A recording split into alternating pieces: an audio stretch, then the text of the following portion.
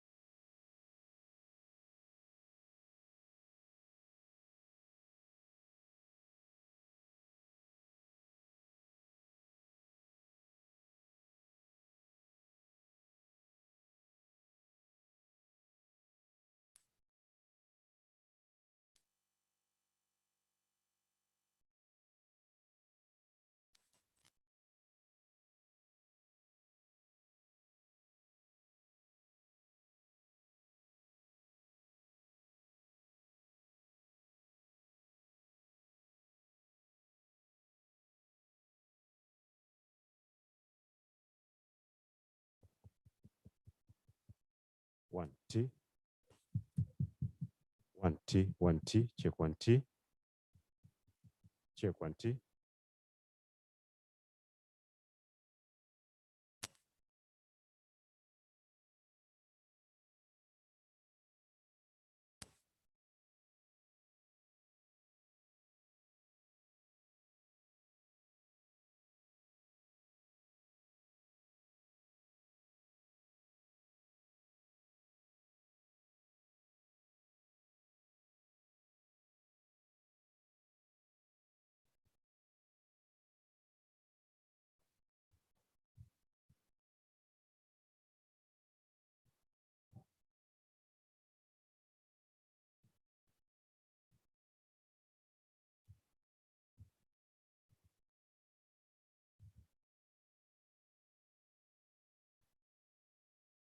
Two, two, two, one, two.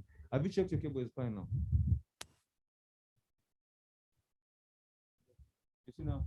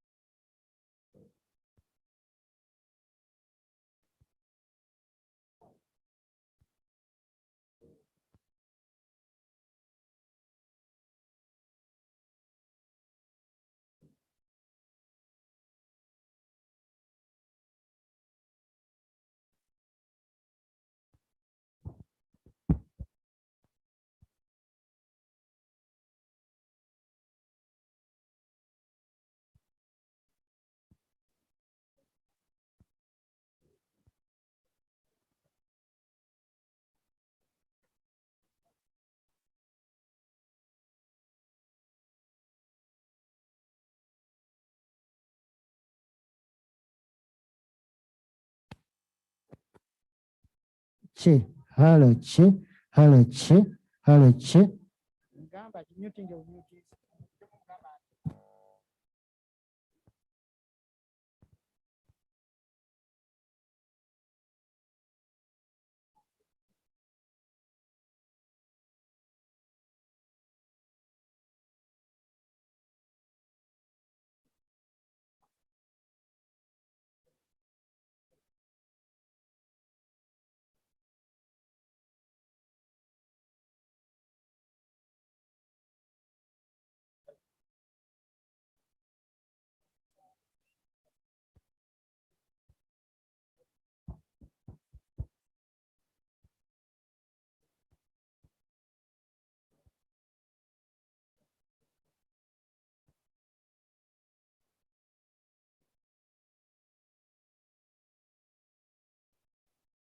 Check 1, 2, final testing. 1, 2, 1, 2. Check 1, 2.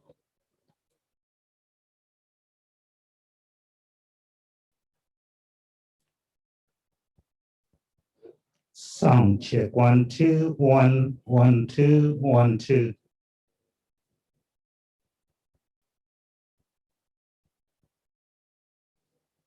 Final sound check 1, 1, 1, 2, 2. Check 1, 2, 1, 2.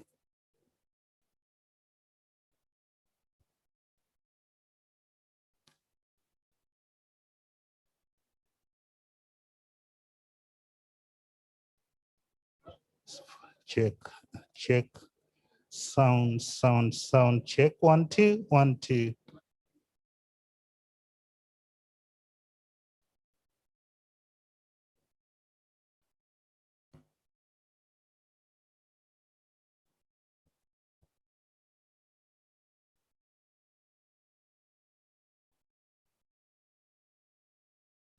Check 1, 2, 1, 1, 1. Check 1, 2.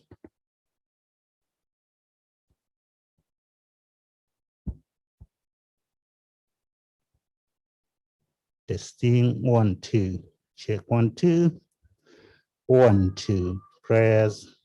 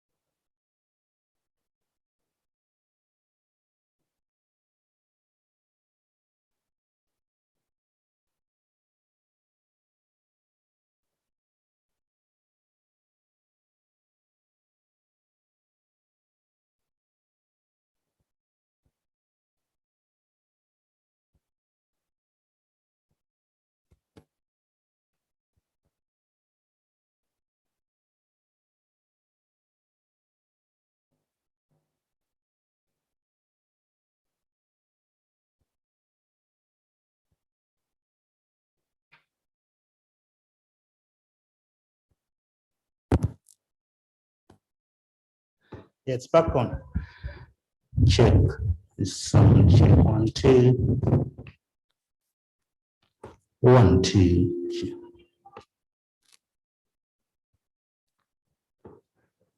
Check 1, 2, 1, 2. It's a bit high. Check.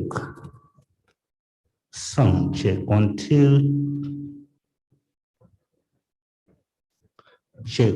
Sound, sound check 1, 2.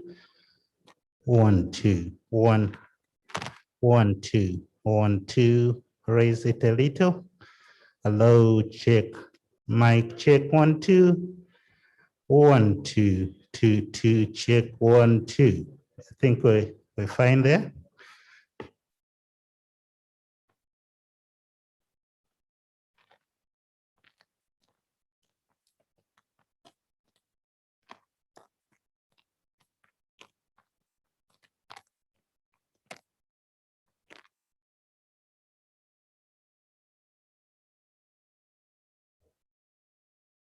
Check sound check 1, 2. 1, 2. Prayers.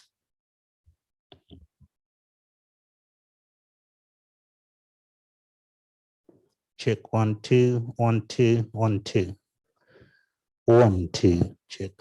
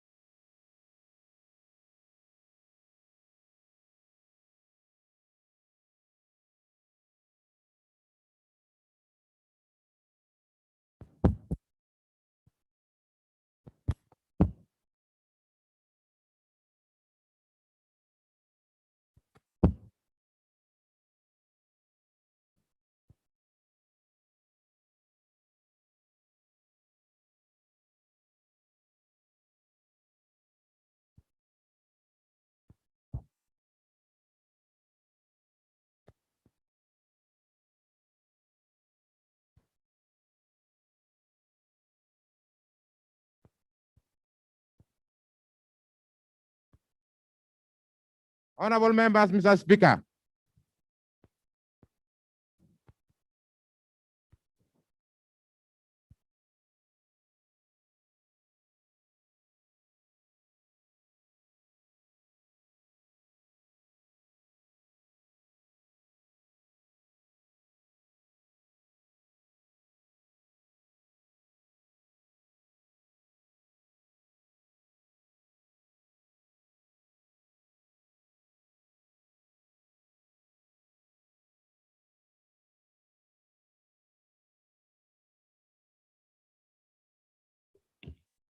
Prayers. Almighty God, who in your infinite wisdom and providential goodness have appointed the office of speakers and parliaments, the offices of leaders and parliaments for the welfare of society and the just governance of humanity. We beseech you to look upon with your abundant favor these, your servants, whom you have been pleased to call to the performance of such important trusts in this land. Let your blessing descend upon them here assembled, and grant that they may, as in your presence, treat and consider all matters that shall come under their deliberation in so just and faithful a manner as to promote your honor and glory and to advance the good of those whose interests you have committed to their charge. Amen.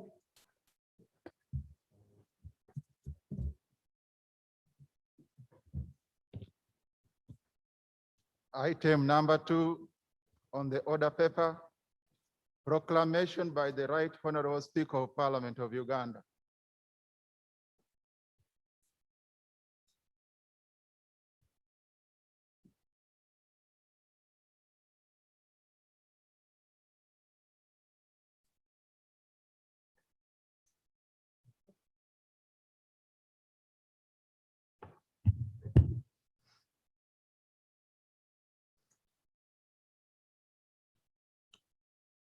Whereas the President of the Republic of Uganda has, under Article 1012 of the Constitution, indicated to the Speaker of Parliament his wish to address Parliament and the nation on the national budget for the financial year 2021-2022.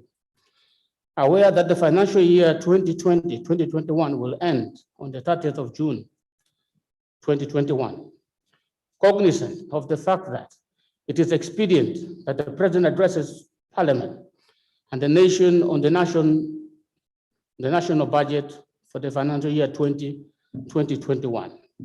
Now, therefore, in exercise of the powers conferred upon the Speaker by Clause 4A of Article 94 of the Constitution, Rules 17 and 25(1) of the Rules of Procedure of Parliament, I hereby proclaim that the Parliament shall sit at Colonial Independence Grounds on Thursday, 10th day of June, 2021 at 10 in the morning to receive the address of His Excellency the President on the national budget for the financial year 2021-2022. And further consider motions related to the appointment of cabinet as mandated by Articles 108, 108A, 113, 114 of the Constitution and Constitution of the Appointment Committee of Parliament. And further, in exercise of the powers conferred upon the Speaker by the Constitution, the Parliament Powers and Privileges Act Cap 258 and the Rules of Procedure of Parliament of Uganda. It is hereby proclaimed and declared that the said Colonial Independence Ground be the precincts of Parliament for the aforementioned purposes. Given under my hand at Parliament House, Kampala, this 27th day of May, 2021. Jacob L. Olanya, Speaker of Parliament. Item number 3 on the order paper, communication from the chair. Honorable members, I welcome you to this third sitting of the first session of the 11th Parliament. You will recall that during the second sitting on 4th June 2021, where we received the State of the Nation address by His Excellency the President, I informed you that while this House would be adjourned to the 10th of June 2021 for the budget speech, in the likely event that the urgency to convene a sitting arose, you would be notified accordingly.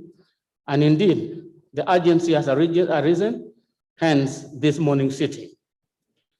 I received communication from the President on the 8th of June 2021 on the appointment of members of the Cabinet. Articles 1131 and 1141 of the Constitution of the Republic of Uganda, 1995, mandate this House to approve presidential appointees to the Cabinet. The appointees for the positions of Vice President and Prime Minister will be approved by this Parliament through a simple majority pursuant to Article 1082 and 108A1 of the Constitution of the Republic of Uganda. The Appointment Committee will approve the rest of the appointees to Cabinet. This implies the urgency of this House to duly constitute the Appointment Committee in line with Rule 161 and 168 of our Rules of Procedure. The purpose of this sitting, therefore, is to constitute the Appointment Committee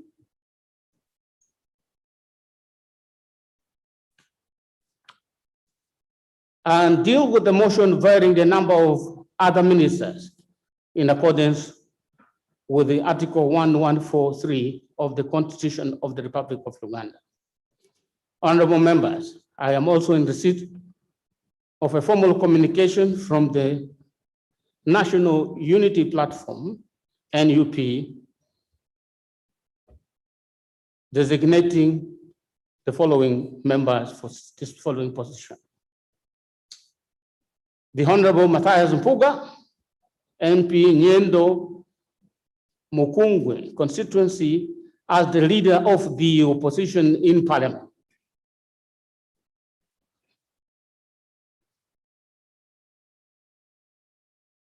The Honorable John Baptist Nambeshe, MP Manjia County, as the Chief Opposition Whip. Please join me in congratulating the members. I urge you to diligently play your roles as prescribed in the relevant laws and the rules of procedure. Congratulations, honorable members. Maybe at this stage, the Honorable Matthias Mpuga would like to say something by way of acceptance, because if he doesn't accept, then they have to look for another person.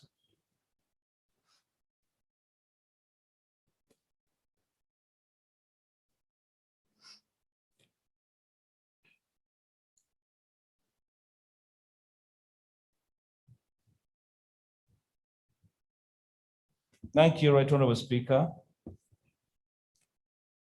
Right Honorable Speaker and the colleagues, members of Parliament,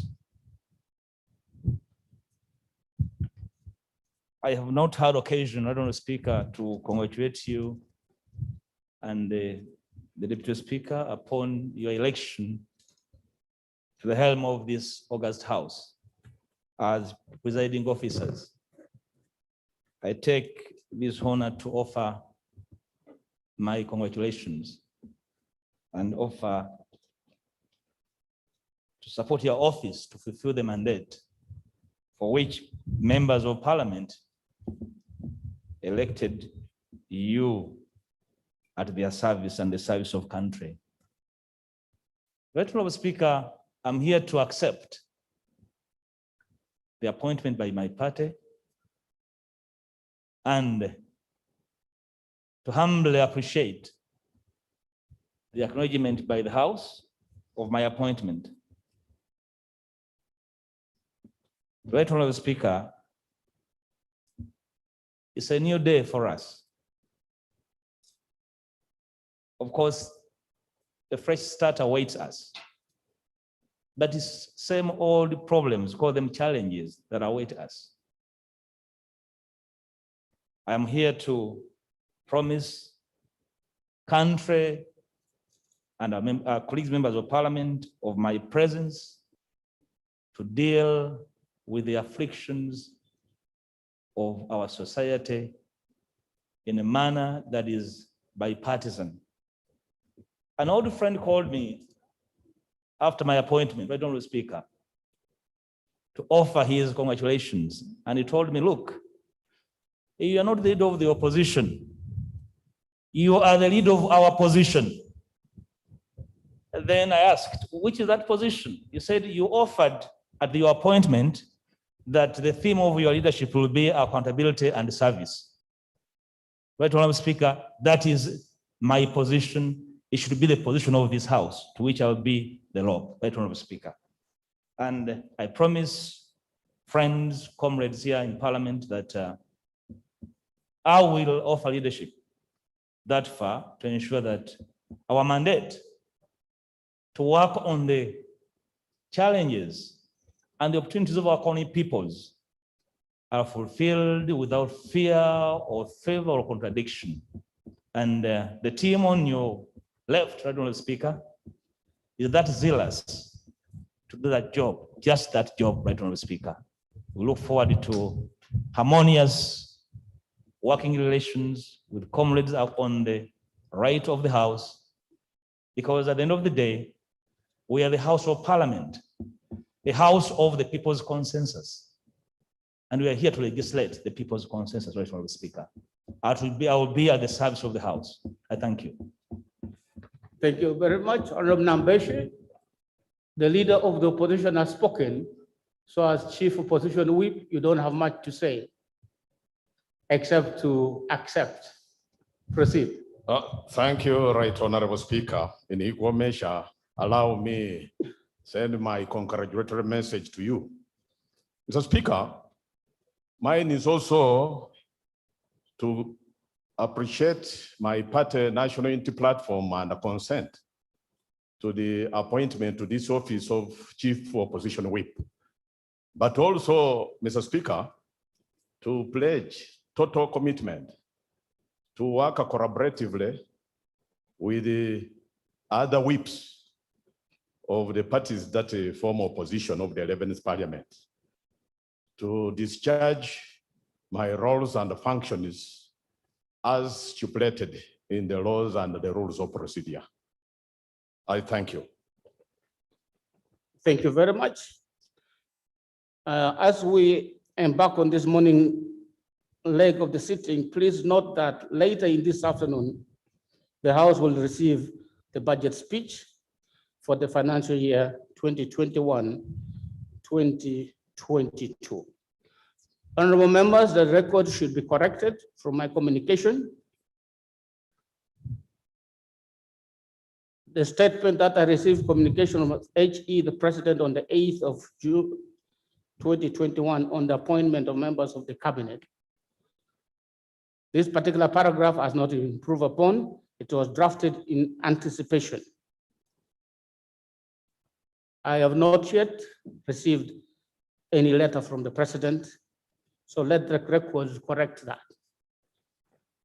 Secondly, on the appointment committee composition, we have worked out the matrix and we find that the number exceeds the required number for this committee by 5.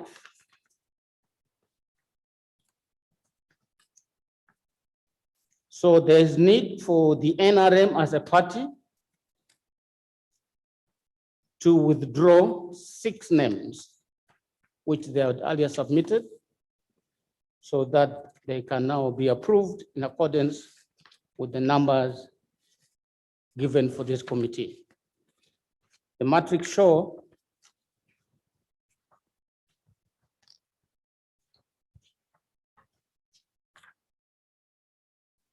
that NRM will present 16 members, the 17th being the chair of the appointment committee. NUP will present 3, FDC 1, DP 1, UPC 1, JEMA 1, PPP 1, UPDF 1, independent 3. So I urge the NRM party to do this quickly and resubmit so that by the time I come to this particular motion, the 6 names have been withdrawn. Given that is going to be the first item on the agenda, I might have to adjust the order paper to accommodate, to give time to the NRM party to make this alteration. So I'll alter the order paper as follows. Item 7 shall become item 1. And I've received communication from the president, given that this matter has financial implications. Since there is no cabinet yet, no prime minister, no vice president, the president has given the authority to move this motion to Honorable Fox Odoi Oyuelowo. And the person to second the motion will be the Honorable Cecilia Atim Ogwal from Modokolo District. The order paper is accordingly altered that item 1 shall become item 2. Item 7 shall become item 4, and we proceed accordingly. Item 4, motion for a resolution of Parliament to vary the number of cabinet ministers and other ministers in accordance with Article 113 and 114 of the Constitution of the Republic of Uganda. Honorable Fox Odoi.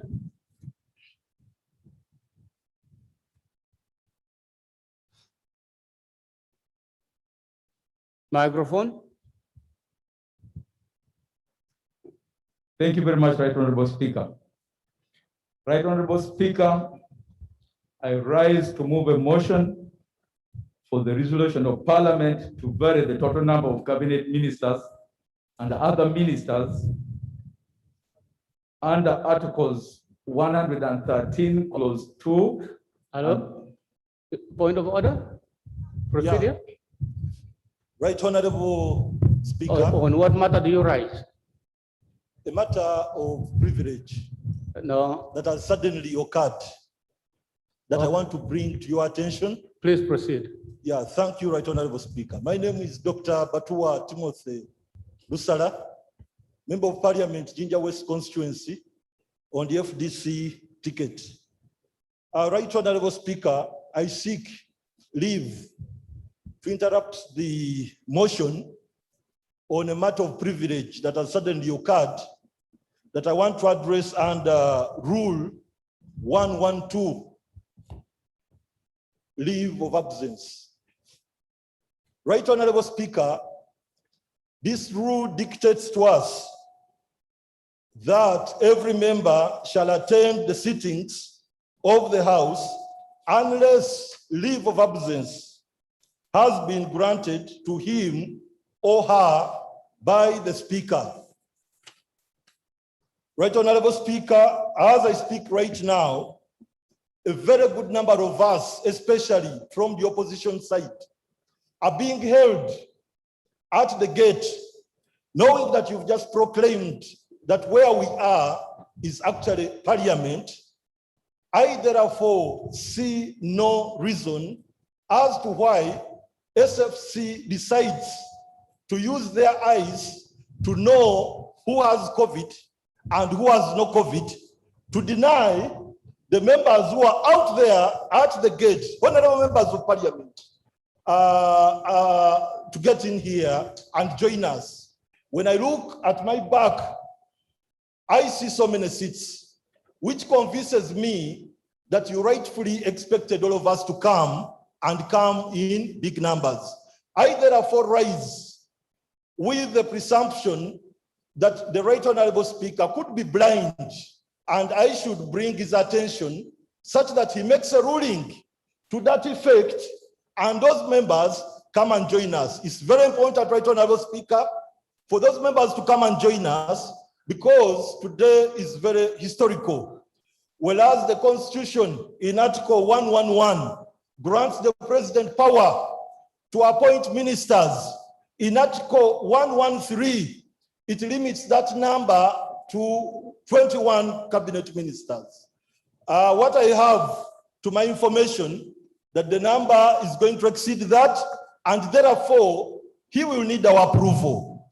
It is therefore very important that you make a ruling to the members who are held outside there, such that they come and make a contribution on what is going to take place here. I beg. Thank you very much. First of all, the man you see sitting here as Speaker of Parliament is not blind, as you can see. Two, if you had eyes, you would have seen that I was also held at the gate for about 15 minutes. This is the Speaker. And you didn't see that, because I needed to produce my COVID results, which was on the phone, which I'd shut up and put somewhere else. I had to turn it on and scroll through. And I showed the officer my test results, which were done yesterday. The times are bad. There are so many rules we can bend, but not this one. This one we cannot bend. And if it is because their test results are there, then my ruling would be that they should not come in. But if the test results are there and they are being held for other different reasons, then my ruling would be different. But the officers involved check the results, valid results, allow all members with the valid results to come in. I have just stated that this house is under attack from COVID, both members and staff. We have cases. So please let's not take this as a light matter. It's a serious matter. Thirdly, we have quorum. We can transact business. Honorable Yellow, procedure. Thank you, Honorable Speaker. And I also congratulate you for getting that office with that Deputy Speaker. Honorable Speaker, the procedure matter I'm raising is that definitely members were tested, but results are not out. So would it be procedure okay to stop members from accessing Parliament, whereas the failure of producing results is not on them? However, Honorable Speaker, even those testing and checking members, we don't know their results. We have never seen them. The SFC must also display their results before they check me, because I gave in my body to be tested at Parliament. So would it be procedure okay to stop members who are tested by people who have not displayed their testing to them? We are not simple people, Honorable Speaker. We are members of Parliament. We are members of Parliament, elected by our people. And the cost of testing us is high. Schools have been closed, but not the child has been tested, not even our areas. So would it be procedure okay, Honorable Speaker, to stop us? And those who are checking us, stopping us, we don't know their results, and they are touching us. They might be more dangerous than us, Honorable Speaker. You have to protect your people. Thank you, Honorable Speaker. That's Clarifications. on what matter? On the same matter, right, Which Honorable one? Speaker. Procedure? Yes, please. Right, Honorable Speaker. I beg to stand on procedural matter. I know a precedent has already been created before that the reason why COVID test is required as one of the preconditions for accessing Parliament is because of the presence of His Excellency, the President. Otherwise, all of us here can confirm that we all converged in the Parliament premises. We all came in the same buses, and so we are all related to one another. So, Right Honorable Speaker, when I look at where you are sitting and where members of Parliament are sitting, is very, very far away, almost 1,000 times to where the President is going to sit. In other words, the President is the one who requires that we must have COVID tests. So therefore, Right Honorable Speaker, I remember when you and me attended a function in Atiak, there was a special tent for those who had not got their COVID results or their COVID test. They had a tent. So since these are members of Parliament, I would want to vary, because not in our rules. You know, this COVID pandemic has brought so many stress on us, and we may have to find a way. And Right Honorable Speaker, I know you are capable of finding a way, because now if we say unless you have a certificate, you can't accept, it becomes very difficult. It may think your Parliament is being discriminative, whereas they are not. But as for observance of SOP, the distance between you and us, the distance between us and His Excellency the President is so huge. And even the open air, the Minister of Health designate can confirm that the open air is an added advantage. So Right Honorable Speaker, this is the moment. We want to start with a good spirit.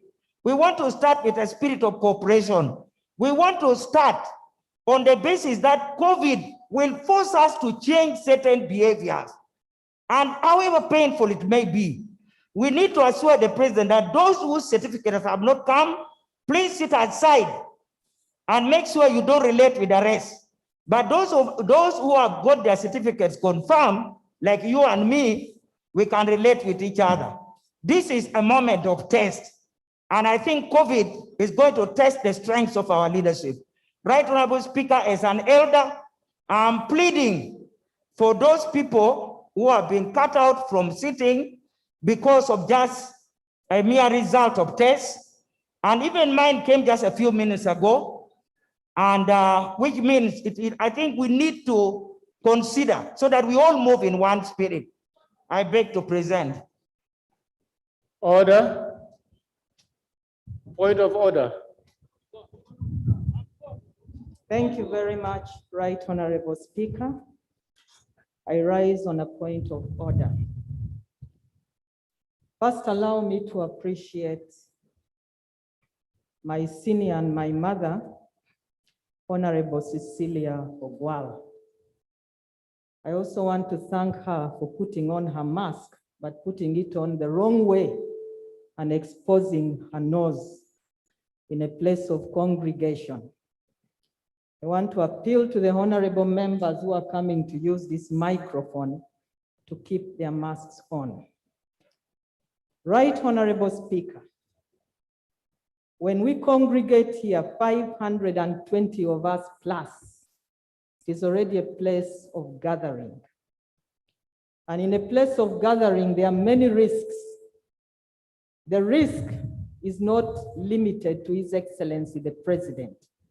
And we don't test because we are coming in the presence of His Excellency, the President. We test to protect one another. I must correct Honorable Cecilia Ogwal that we are all at risk of getting COVID-19. The point of order? Is Honorable Cecilia Ogwal in order to state that we only test when we are coming in the presence of the President because we risk the President's life and not ours, and calling it a mere test? Is she in order? I thank you.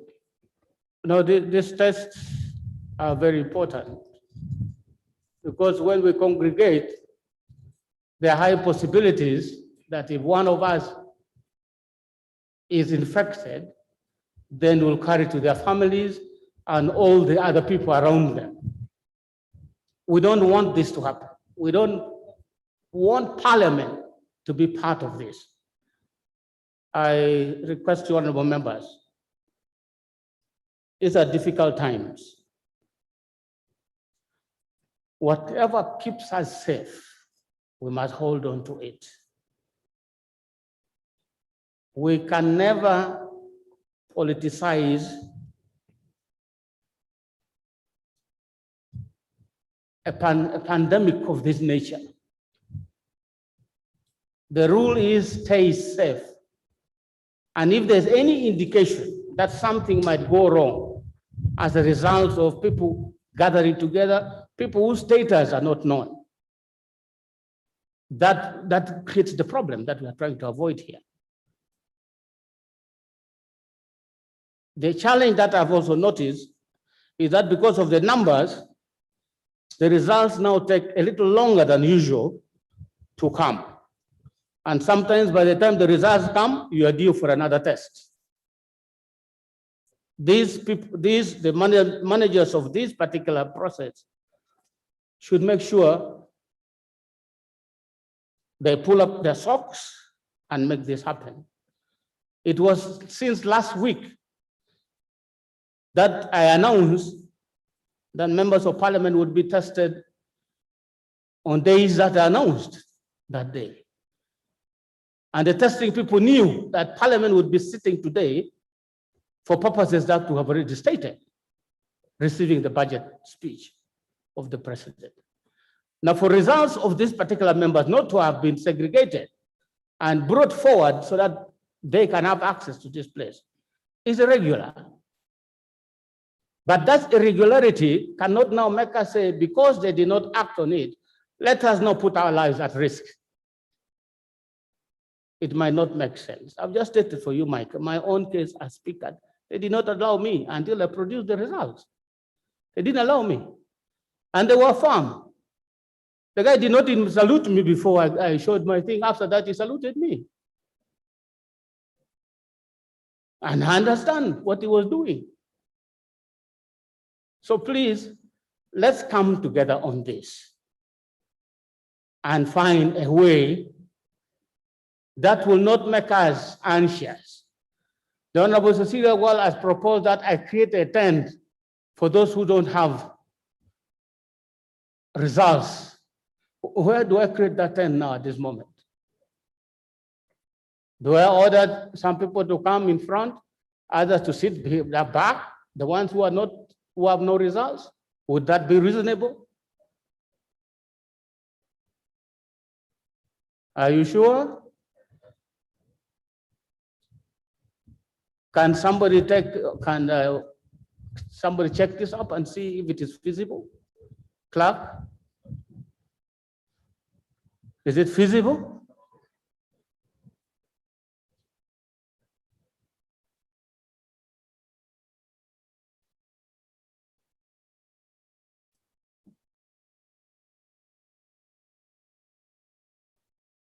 I think the place is fairly congested already. And the distances are not even to what was required. Right, Honorable Speaker. Yes. This is possible. On the day of the voting, which we got a vote here, there are members whose results were not ready. But there are also members who had been denied. I don't want to give the names, but they were identified and they were taken somewhere there. They had created a tent. So the same approach can also apply for this case. It's not something that we're inventing. It has ever happened. Thank you. Another tent outside this one. If that is possible, please create a tent outside this one. Yes. Procedure, Mr. Speaker. Procedure. Thank you so much, Right Honorable Speaker. Allow me to add my voice also congratulating you and your deputy for assuming that chair. Right Honorable Speaker, we have members, more especially from the opposition side, who even last time during the State of the Nation address did not receive their results. And again, they presented themselves for the test. And today, they are not here because they have not received their results. Right Honorable Speaker, this is a very serious regulation on the part of the members of parliament who come here, not as their own representatives, but the representatives of the people who elected them to this parliament. Right Honorable Speaker, if the members did their due diligence to present themselves for testing, and the responsible people who are supposed to do the testing and provide the results have not done their work. Right Honorable Speaker, you are the head of this institution of parliament. Members have already complied. They have done their test. I would like to know whether it will not be procedurally right for you to use your office to make sure and demand that members who tested for their results ever since last week during the State of Nation address and even now, their results should be given to them so that they access these chambers. Right Honorable Speaker, allow me also to add my voice that during the first sitting when we were electing you in the chair and your deputy, we had a separate stand for members who had cases. Right Honorable Speaker, it's really very bad for a member of parliament to do his or her part and then to be stopped from the gate. I urge that. I move a motion that you provide for these members who are out a separate tent so that they are part of this very historical moment that we are having as Parliament of Uganda, because it's not their fault. I beg to submit. Procedure, Honorable. You are now raising a motion for the speaker to create a tent. Is that motion seconded? Further procedure, Right Honorable Speaker. Yes, procedure. Right Honorable Speaker. Right Honorable Speaker, I'm on the one with the microphone. Right Honorable Speaker, you rightly guided the House that we are not in normal times. I'm sure everybody knows this. The situation we are facing has nothing to do with which political party. Every human being is under attack. The concerns of members affect both sides of the House. I'm sure there are colleagues from the opposition who are affected by the delay of the results as well as the government side. You've guided that if people are being denied access as a result of having no results, your ruling has been given. It is clear, everybody must have the results. If they are being denied as a result of the inefficiency in processing the results, you have also given your ruling. Is it procedurally right to continue this filibustering and delaying the House's business? I pray, Right Honorable Speaker, that your ruling stands and the House of the business proceeds. I submit. Honorable members. Further procedure, Mr. Speaker. Honorable members, please. Please. Yeah, Right Honorable Please, Speaker. honorable, please. Please.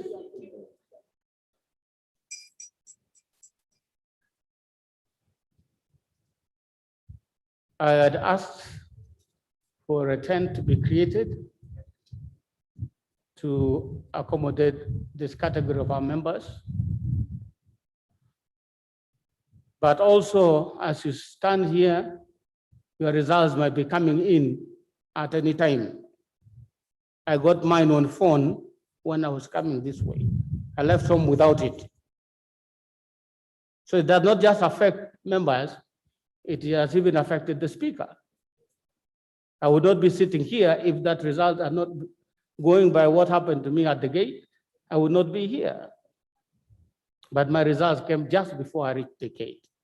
So honorable members, let's take this. And I said it should not be politicized, because the people who are there, you don't know which parties they belong to. Must be all mix of people there. And I don't know whether SFC will know that this is NRM, this is DP, this is, I don't know whether that is possible for 529 members. But please arrange either the holding tent, put some chairs there, although they're on the wrong side with the wind also. If there are anybody affected, the distance is good enough though. But they'll not be able to contribute because the microphones are all this side. Yes, how do you move from there and come here when we are fearing mixing? So can we proceed with the business, please, while this is being done?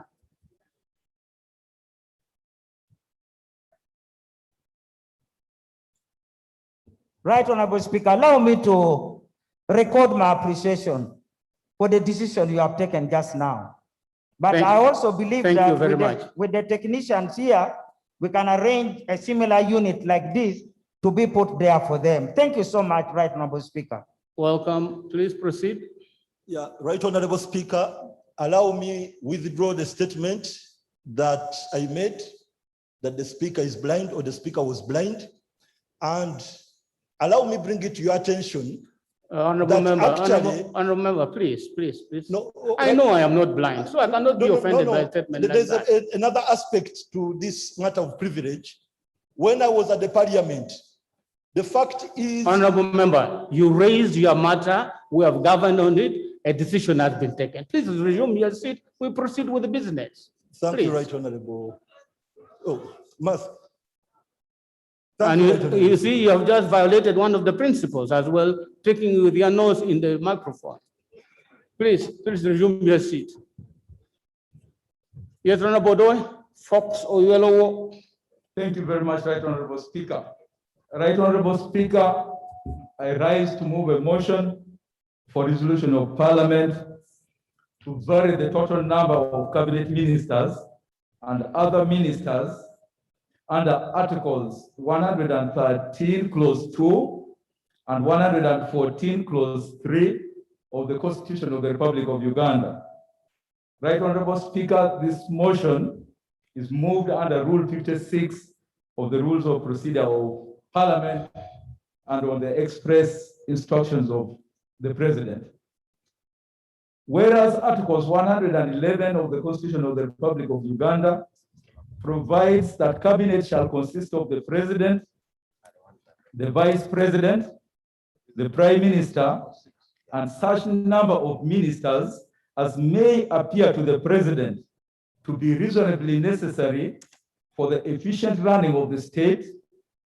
And whereas Article 111, Clause 2 of the Constitution of the Republic of Uganda, Cabinet is mandated to determine, formulate, and implement the policy of the government and to perform such other functions conferred by the Constitution or any other law, aware that under Articles 113, Clause 1, and 114, Clause 1, 114, Clause 3 of the Constitution of the Republic of Uganda, cabinet ministers and other ministers appointed by the President with the approval of Parliament, noting that under Article 113, Clause 2 and Article 114, Clause 3 of the Constitution of the Republic of Uganda, the number of cabinet ministers and other ministers shall not exceed 21, except with the approval of Parliament. Further noting that on the 14th day of August 2020, a motion was moved and supported by, among others, the Honorable Atim Ogwal Cecilia Barbara, which was overwhelmingly supported and approved by the Parliament, to include elders as a special interest group, realizing that for the efficient running of the state, His Excellency the President has determined that there's a need to increase the total number of cabinet ministers and the total number of other ministers. Now, therefore, be it resolved by Parliament that, 1, the total number of cabinet ministers provided for under Article 113, Clause 2, be increased from 21 to 30. And 2, the total number of other ministers provided for under Article 114, Clause 3, be increased from 21 to 50. Right Honorable Speaker, this motion is moved by Fox Odoi Oyuelo, Member of Parliament, West Padama Northeast, and seconded by the Honorable Atim Ogwal Cecilia Barbara. I beg to move. Motion, is the motion seconded? Is the motion seconded? Can I deal with the secondment? Who is seconding the motion?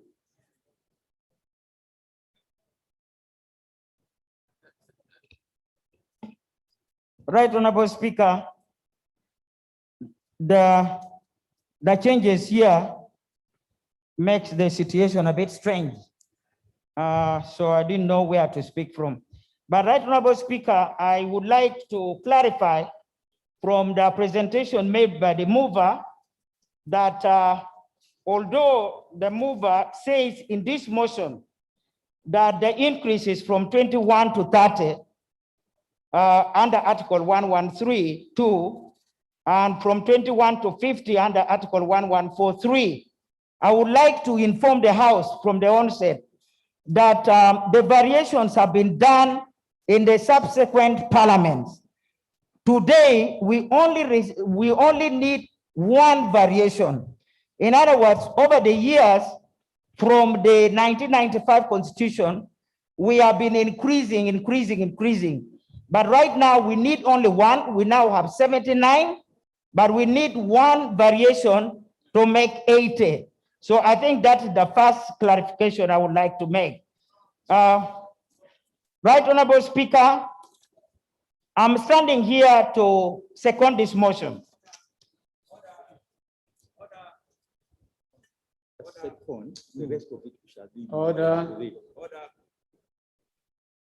Order. Negotiation on point of order are not required.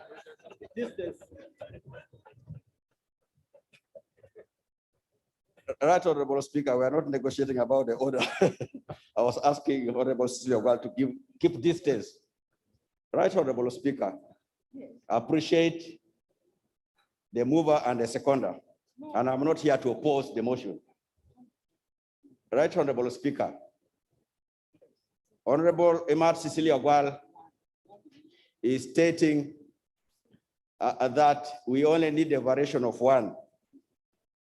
Assume was a different president. That would not be the case. Each parliament must approve the variation as read by the mover of the motion. Not that it's only one. I hope she's listening. Right, Honorable Speaker. I am listening. It's directed to me. So, Right Honorable Speaker, that's the first one. The second one is, Right Honorable Speaker, the mover has put a case of increasing. Which one would come first? Is it the chicken or the egg? Or the egg and the chicken?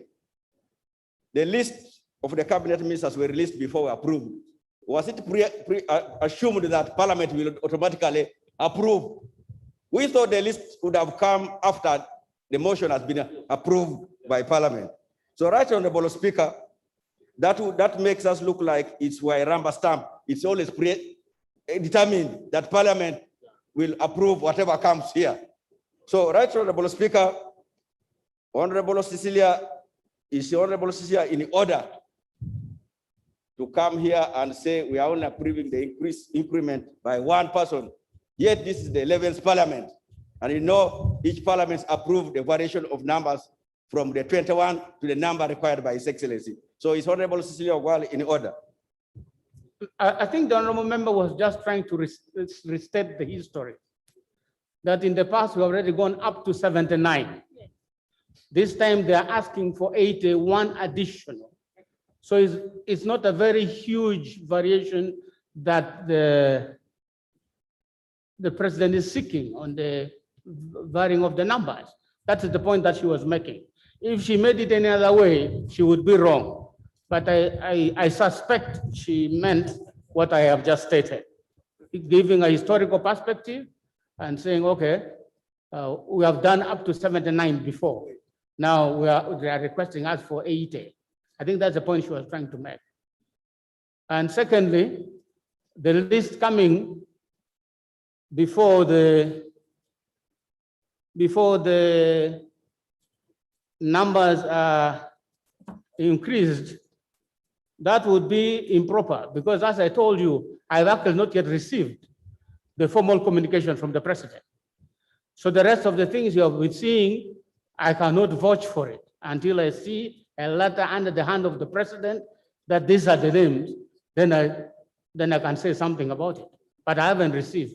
Probably he's waiting for this motion as well to communicate officially to the speaker, because the first communication on these matters come to the speaker. Those that have gone with it to the press, I don't know where they got it from, but it should come to me as speaker first. Yes. Thank you, Right Honorable Speaker. We shall take that as hearsay which appeared in the press. Yes. Which appeared in the press. So we shall hear from you. But I think for clarity, that's why you, as being a constitutional lawyer, I wanted us to be really clear whether that's what I was putting Honorable Celia on order is the correct thing, that each parliament must approve the variation, not that because there was a historical thing, so we just assume. So I just needed clarity for me to be very clear in the future that when we are here in the 12th parliament, we don't make the same mistake. Thank you, Right Honorable Speaker. Yeah, the extension that was given by the 10th parliament lapsed on the 12th of May. It's not there anymore. This is a new approval being sought for varying the numbers. Yes, Honorable. Right, Honorable Speaker, I made that clarification because I knew that there are many members like Honorable Elijah who probably have not been following. So what I'm asking now is that we only need just one extra addition to the 79 which have thus far been approved. So that's why, Right Honorable Speaker, I stand here to second the motion, and I think I will be able to justify after the mover has already done his justification. Thank you. There was a procedural matter from the member for Kilak. There was a procedural matter, and you know procedure takes precedence.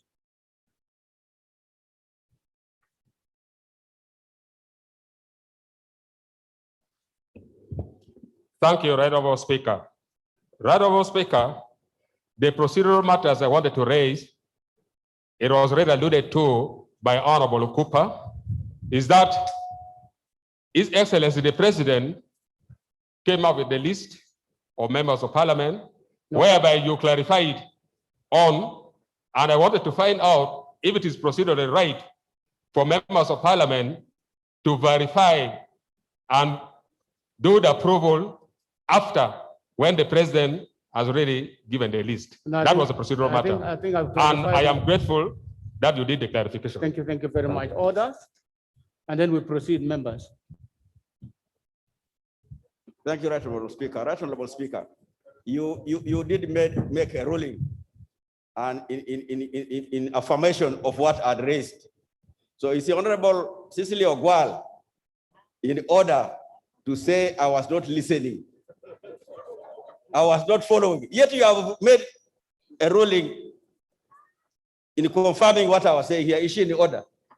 No, I think Honorable Elijah, on this particular one, I think you go and find a moment with Honorable Cecilia Ogwal and settle it, because I think the matter is resolved as far as the House is concerned. Yes, Honorable. Is she finished? The seconder has finished. Right Honorable Speaker, the motion was seconded. The motion was seconded, but you see the way you have proceeded does not require any more presentation.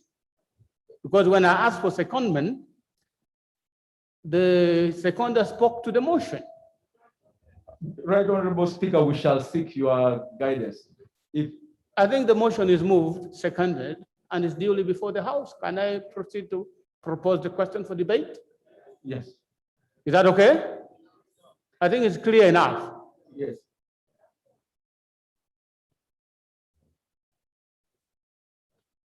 Would you like, yes?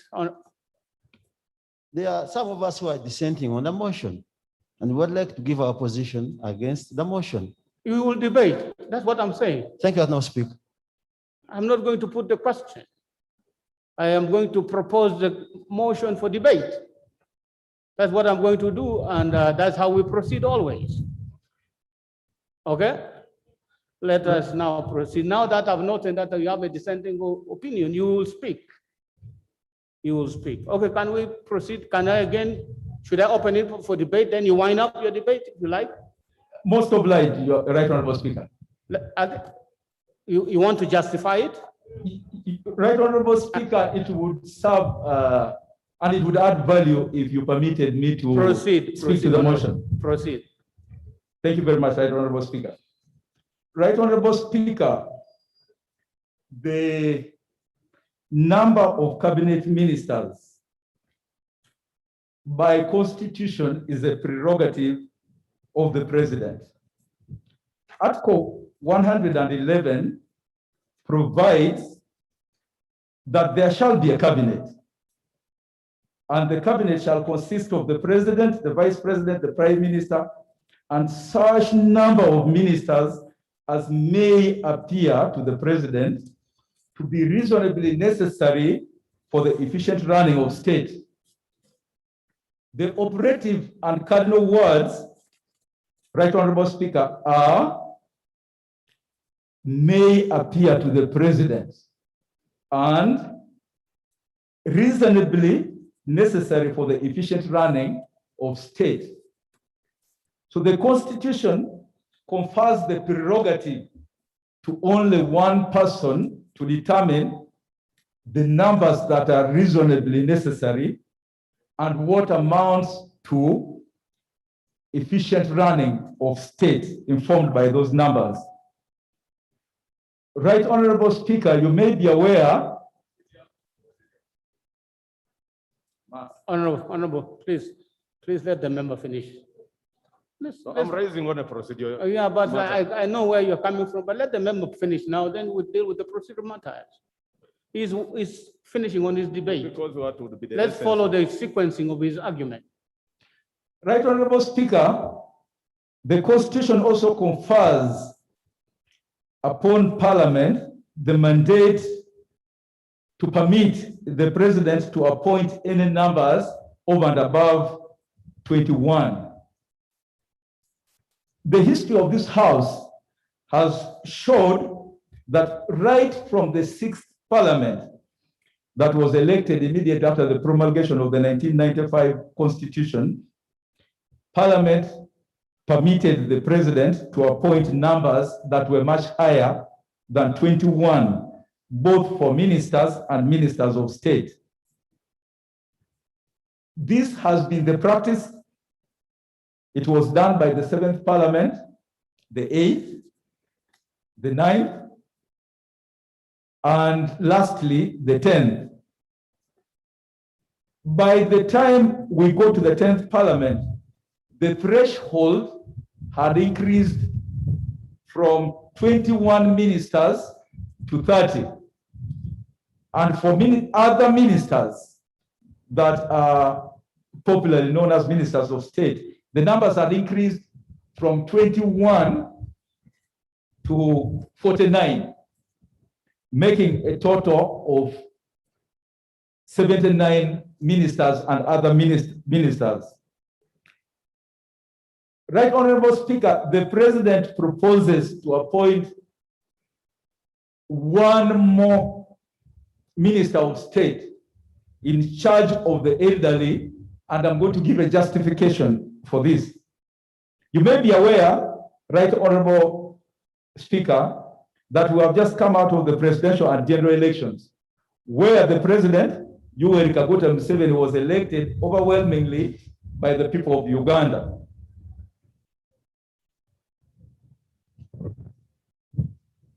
Right Honorable Speaker, the President presented his manifesto to the people of Uganda. He made commitments as he traversed the country. The President noted that Uganda still faces many challenges, and one of the challenges includes the increase of elderly persons. The life expectancy in Uganda now stands at 62. This was achieved in part and in great part due to the good policies of the national resistance movement that improved the standards of living across the country. These elderly persons face challenges. During the constitutional making process, the delegates were confronted by many proposals and they did not consider the elderly persons as a special interest group necessary for representation at parliamentary level. The view of the NRM government is that this is a unique group that require both representation in parliament, and the 10th parliament passed a resolution to include the elderly persons as a special interest group. By the time of the promulgation of the 1995 Constitution, Articles 113(2) and 114, Clause 3, restricted the number available to the president to appoint for both ministers and ministers of state to 21. The framers of the Constitution were alive to the fact that it would be necessary to vary this number. They included the provision that I referred to, 111. By 1995, the population of Uganda was 20 million. The current population of Uganda is over and above 45 million. In 1995, Uganda had only 39 districts. We have had a multiplicity of districts, municipalities, counties, and sub-counties ever since then. The view of the president is that there must be a per capita increase in the number of cabinet ministers to service effectively and efficiently the growth in our population. Right Honorable Speaker, this motion seeks to request this House to invest in more numbers in cabinet for the effective and efficient service of country. I beg to move that you do support, honorable colleagues, you do support this motion. I submit.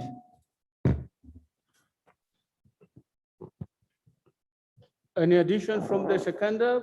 I propose the question for debate now. Right, Honorable Speaker, I've seconded this motion, not because of the platform or the policy package that was presented by the NRM that led to the election of the president and MPs present here. I supported this motion because of specific reasons that we are all aware of. Right, Honorable Speaker, when you look around the House, you look around the documents which has recorded the number of the members of the 11th Parliament, it is very hard to find remnants of the Constituent Assembly. But it looks as if I'm a lone remnant of the Constituent Assembly. And I stand here to apologize that at the time when we were debating the 1995 Constitution, we had not focused seriously on the unique needs of the elderly. So whereas we catered for the needs of other interest groups, we did not cater for the elderly. And right, Honorable Speaker, I would like to remind the member of Parliament that right now we have 5 parties represented in this House. By order of existence, we have UPC, DP, PPP, JEMA, and NOP. And NOP right now is leading the opposition in the House. That's how democracy works. So we, the opposition, are practicing practical democracy, where you see tangible change. Right, Honorable Speaker, the country is yet to see regular elections leading us to peaceful change of regime, peaceful change of government. That's what the country is praying for. But as for now, Right Honorable Speaker, it is important that we have legal framework and policies that takes care of the elderly. The elderly are suffering. You are all representatives of the people of Uganda. In your various areas, you know that there are many people who have reached the age of 65 and they are dying because of high blood pressure, diabetes, because there is no legal requirement that takes care of their unique needs. It is important that we begin to focus on that. I'm appreciative of the fact that the government has come up with the SEC program, but the SEC program is not adequate, it's still lacking legal requirements and policies. So, Right Honorable Speaker, I stand here to request that we should not only allow the 5 members of parliament to enter parliament, and we don't provide adequately for that particular sector. Much as we have allowed the 5 members of parliament to come as per the motion I moved on the 4th of August last year. And I'm very grateful to parliament. Nobody opposed that motion. Very few, except 1 or 2 people who did not oppose, not because they were opposing it, but because of other issues which were resolved. But it was popularly approved. And now today, we have 5 members representing the elderly. It would therefore be fair that we follow up that motion with a ministry set up to ensure that we come up with legal framework and policies and programs that uniquely takes care of the elderly. Right Honorable Speaker, I beg to request the appointing authority that while making the appointment, we also need to know how the deployment is being done and whether the deployment actually takes care of all the areas that members of parliament are concerned with. So I beg to move, Right Honorable Speaker, that this motion be approved. And I want to assure my fellow members of the opposition, in your area, particularly in Dokolo, people are complaining that the age of 60, the age of 80 is not favorable for them because of the suffering that those people have been subjected to for many years. Many of our old people die at the age of 60, 70. By 80, you rarely find old men and old women of 80. So they are requesting that the age be lowered to 60, and so that they can benefit from the SEG. And this is the voice of all the people across the country. So, Right Honorable Speaker, I beg for a popular support of this motion so that the elderly can be taken care of. I beg to submit. Thank you very much, honorable members. The question that I propose to you now for debate is for resolution of parliament to vary the number of cabinet ministers and other ministers in accordance with Article 113 and Article 114 of the Constitution of the Republic of Uganda. The specific request is to vary by 30 in the case of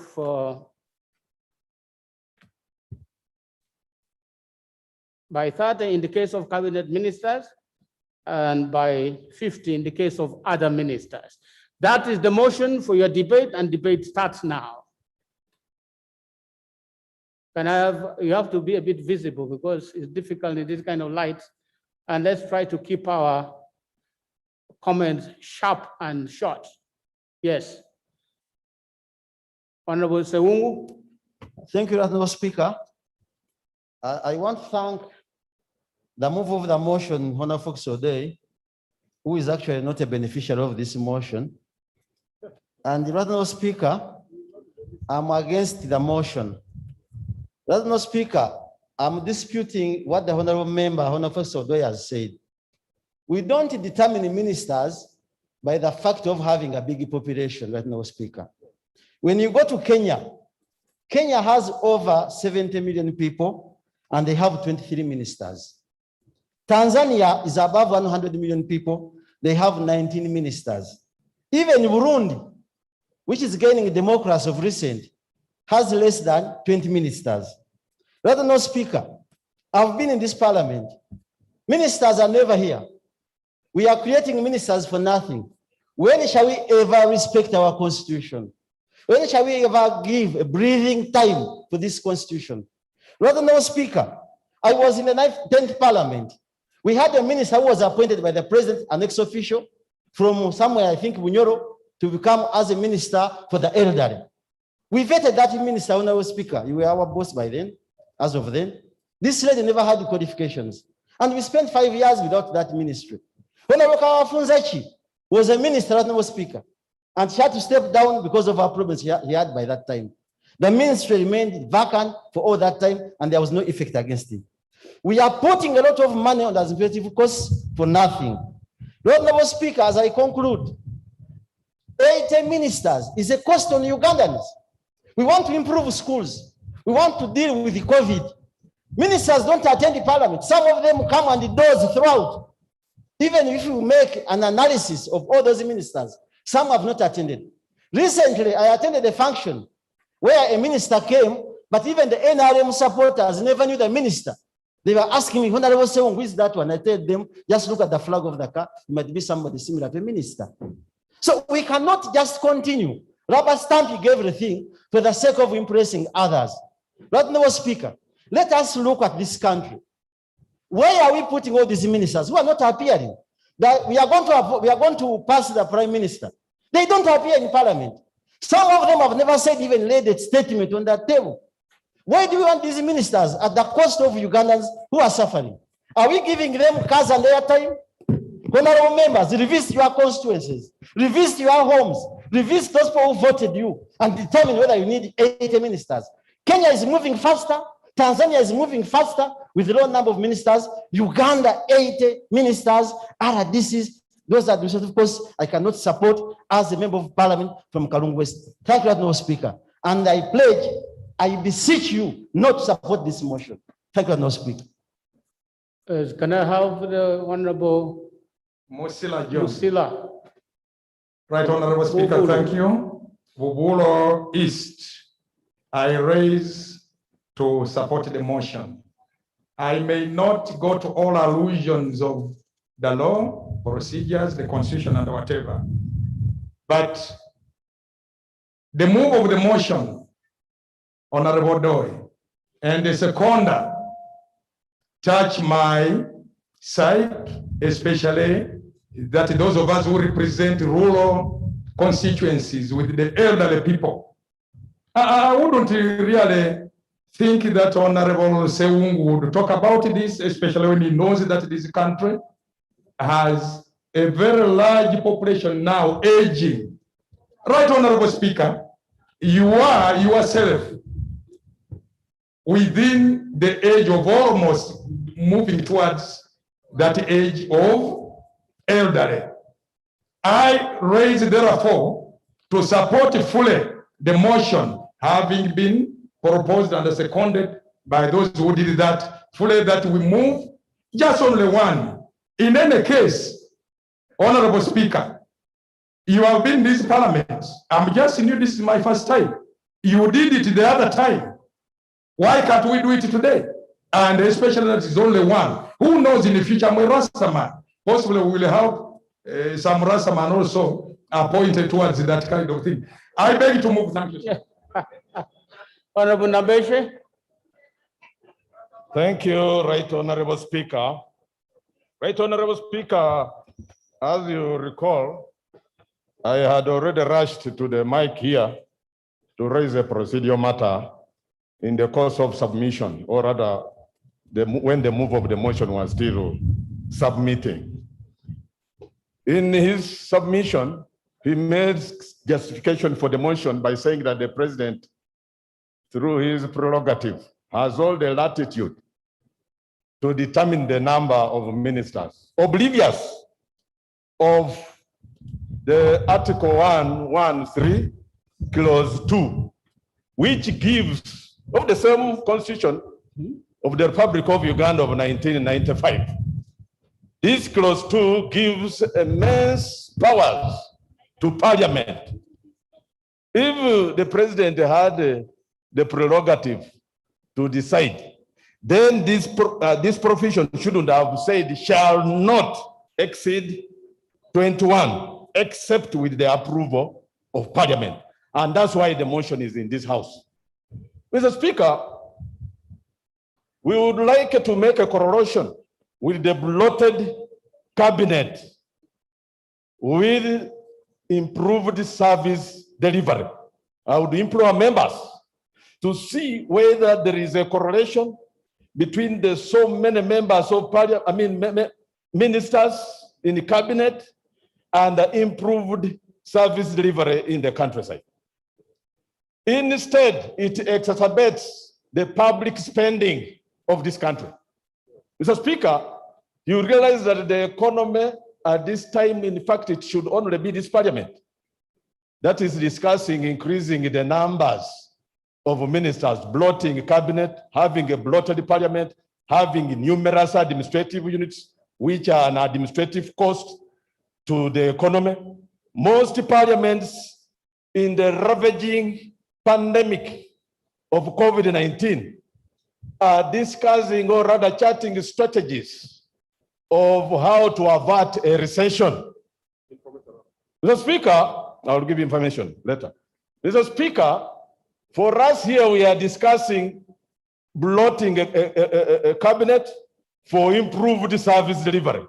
When experience and the facts on ground show that increasing these numbers will only increase the cost and put the burden on the shoulders of the taxpayer. Mr. Speaker, we should borrow a leaf from our neighborhood. If you go to Tanzania, and may God give eternal rest to the former president of the Republic of Tanzania, the late John Pombe Joseph Magufuli, marehemu. This is a man who in just one single presidential term moved the economy of the country to a middle income status. How did he do this? One measure of austerity. In fact, this Parliament, Mr. Speaker, with all due respect, we should be discussing austerity measures given that our economy is punching below its weight. He ensured that the size of the cabinet was reduced, even almost to half that of his predecessor, the then President Jakaya Kikwete. He reduced the cabinet to 19. And with 19, he was able to deliver or elevate the economy of Tanzania to middle status income. Here we are. We have a president who is obsessed with numbers, and I would want, therefore, to increase the numbers of cabinet as if that will be directly proportional to the services that will be delivered to the local populace. Mr. Speaker, to conclude, before I take information, these cabinet appointments, these ministerial appointments are only a tool for patronage and political capital, because it virtually has little to do with service delivery to the Mwananchi. Mr. Speaker, okay, information. Point of order. Information, I've given information. Point of order. Point of order. Thank you very much, Right Honorable Speaker, and I want to thank the member holding the floor. I rise on the point of order, the effect that when the Constitution was drafted, the drafters gave a provision that Parliament can give authority to have the number valid, and the President has been requesting Parliament for every term. Right Honorable Speaker, there is statistical and scientific evidence to prove that the number of ministers and the political supervisors in the country has led to improvement of impact indicators when it comes to socio-economic transformation and service delivery. For instance, life expectancy at birth has improved from 43 years to 63. Mortality rates have declined. People below the poverty line have dropped from 56 about 20 years ago, 21%. And there is a demonstration that political leadership, including numbers of political leaders, has led to this improvement. So is it in order, Right Honorable Speaker, for my friend Honorable Nambeshe to speak as if there is no science which can prove this? Where is the science? Where is the empirical proof? Honorable Member, I think that's a matter of differences of opinion. I could not rule the member out of order. That is his opinion, and that is yours. Please wind up. Yeah, thank you, Mr. Speaker. But you see, the leadership accord stipulates very clearly that someone with vested interest, selfish interest, like the Honorable Proceed, Honorable. Bariamonsi, should not even have participated in the deliberations of this matter. But Mr. Speaker, as I conclude, information. Honorable members, please, this is a very simple debate. Yes, let him finish, you'll speak. Most obliged. Okay, as I conclude, Mr. Speaker, I would like to take members of this 11th Parliament down memory lane so that you do not allow to be used as rubber stamps to approve executive decisions, even for wrong reasons. Mr. Speaker, the attrition rate of the 10th Parliament was extremely high, above 75%, not only of members of Parliament, but also ministers. Are you suggesting that because the ministers were many, so the tuition rates were high? No, I'm not prophesying doom. Oh, but is that what you're saying? What I'm saying is that, Mr. Speaker, I think you should wind up. I'm winding up. Wind up. Mr. Speaker, I'm saying that members ought to be very cautious in their minds and hearts of hearts in approving this list. In fact, I expected the president to revise it downwards to vary the numbers like his late friend who passed away, but that he is varying the total number upwards. Mr. Speaker, this 11th Parliament should not be authors of their own misfortune. I beg to submit. Honorable members, it's about that time for our friends from the Muslim faith. I'd like to inform you that provision has been made for you to do your prayers. The time comes, there's a small tent behind the big one where you can go and have your prayers. Honorable members, the following members will speak. And please limit the time before I limit it myself. I'll take the honorable call, listen to the order first, then you start speaking in that order. The Honorable Call, Anthony, the Honorable Sawanyana, the Honorable Batwala, Doctor, the Honorable Alum Santa, Honorable Aliek Judith, Honorable Ogon, Honorable Babiko Jessica, Honorable Lanya Gilbert, Honorable Kaya from Chiboga, Honorable Tony Ayo, in that order, please use little time. These are simple matters. Right, Honorable Speaker. Procedure, Mr. Speaker. Procedure. Mr. Speaker, sir. During the 10th Parliament, this floor passed the statutory instrument about COVID-19, taking the safety of everybody and our people. Just a few minutes ago, we've been discussing the issue of safety and social distancing, Mr. Speaker. Are we proceeding well when members of Parliament who are supposed to be exemplary congregate together and line up without social distancing? Mr. Speaker, sir. That's part of the solution, which I've just announced. I list your name so you don't have to stand together waiting to be picked. So I've picked the following to take care of that situation. I was deeply concerned myself. Please, let's use little time. Right, Honorable Speaker. I first of all have a lot of respect for Honorable Fox Odoi and Honorable Cecilia. It is very rare for me to disagree with Honorable Cecilia Guan. She is the elderly and senior. But Honorable Speaker, today, every word that would come from them did not convince me. Especially, I expected that they should have come out very clearly to inform the House that we had only, when we had only 21 ministers in cabinet, this was their performance. Now, when we added the figures to this, then the performance increased to this level. This detail did not come out completely. The issue that we need the elderly people to be in this parliament was sorted out. They are members of parliament here. It is not obvious that without creating that office, then there is no elder in this house that can actually be in position to be in any ministries in this country. We are aware that the Ministry of Gender also takes care of the elders in this country. I therefore don't see a reason as to why we are insisting that we should increase the number of the ministers, especially the fact that the Constitution talk about only 21 numbers. By now, if we are supposed to do something different, what are we doing different as 11th Parliament? It should start now. And we have the authority. It is coming from the Constitution of the Republic of Uganda.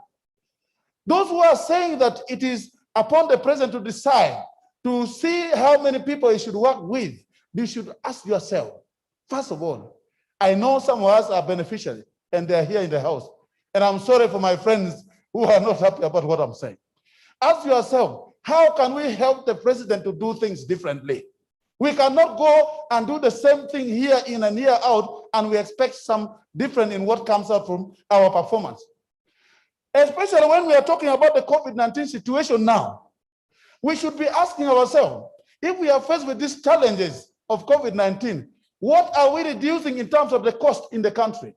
Because what is important always when you are faced with this kind of challenge, you look at how can you reduce the cost, or how can you increase the revenue? How are you going to increase the revenue to accommodate the more ministers you are putting in place? That should have come out. Now, if this is a problem we are facing, we should work to reduce the cost in the country. And it must start now, and it should be today. So that the rest of the country, people who are watching us should know that this 11th Parliament is doing something different from what used to be done. The issue should not be that it is a ritual that every time the Parliament comes, we should increase the number of ministers that comes to serve this nation.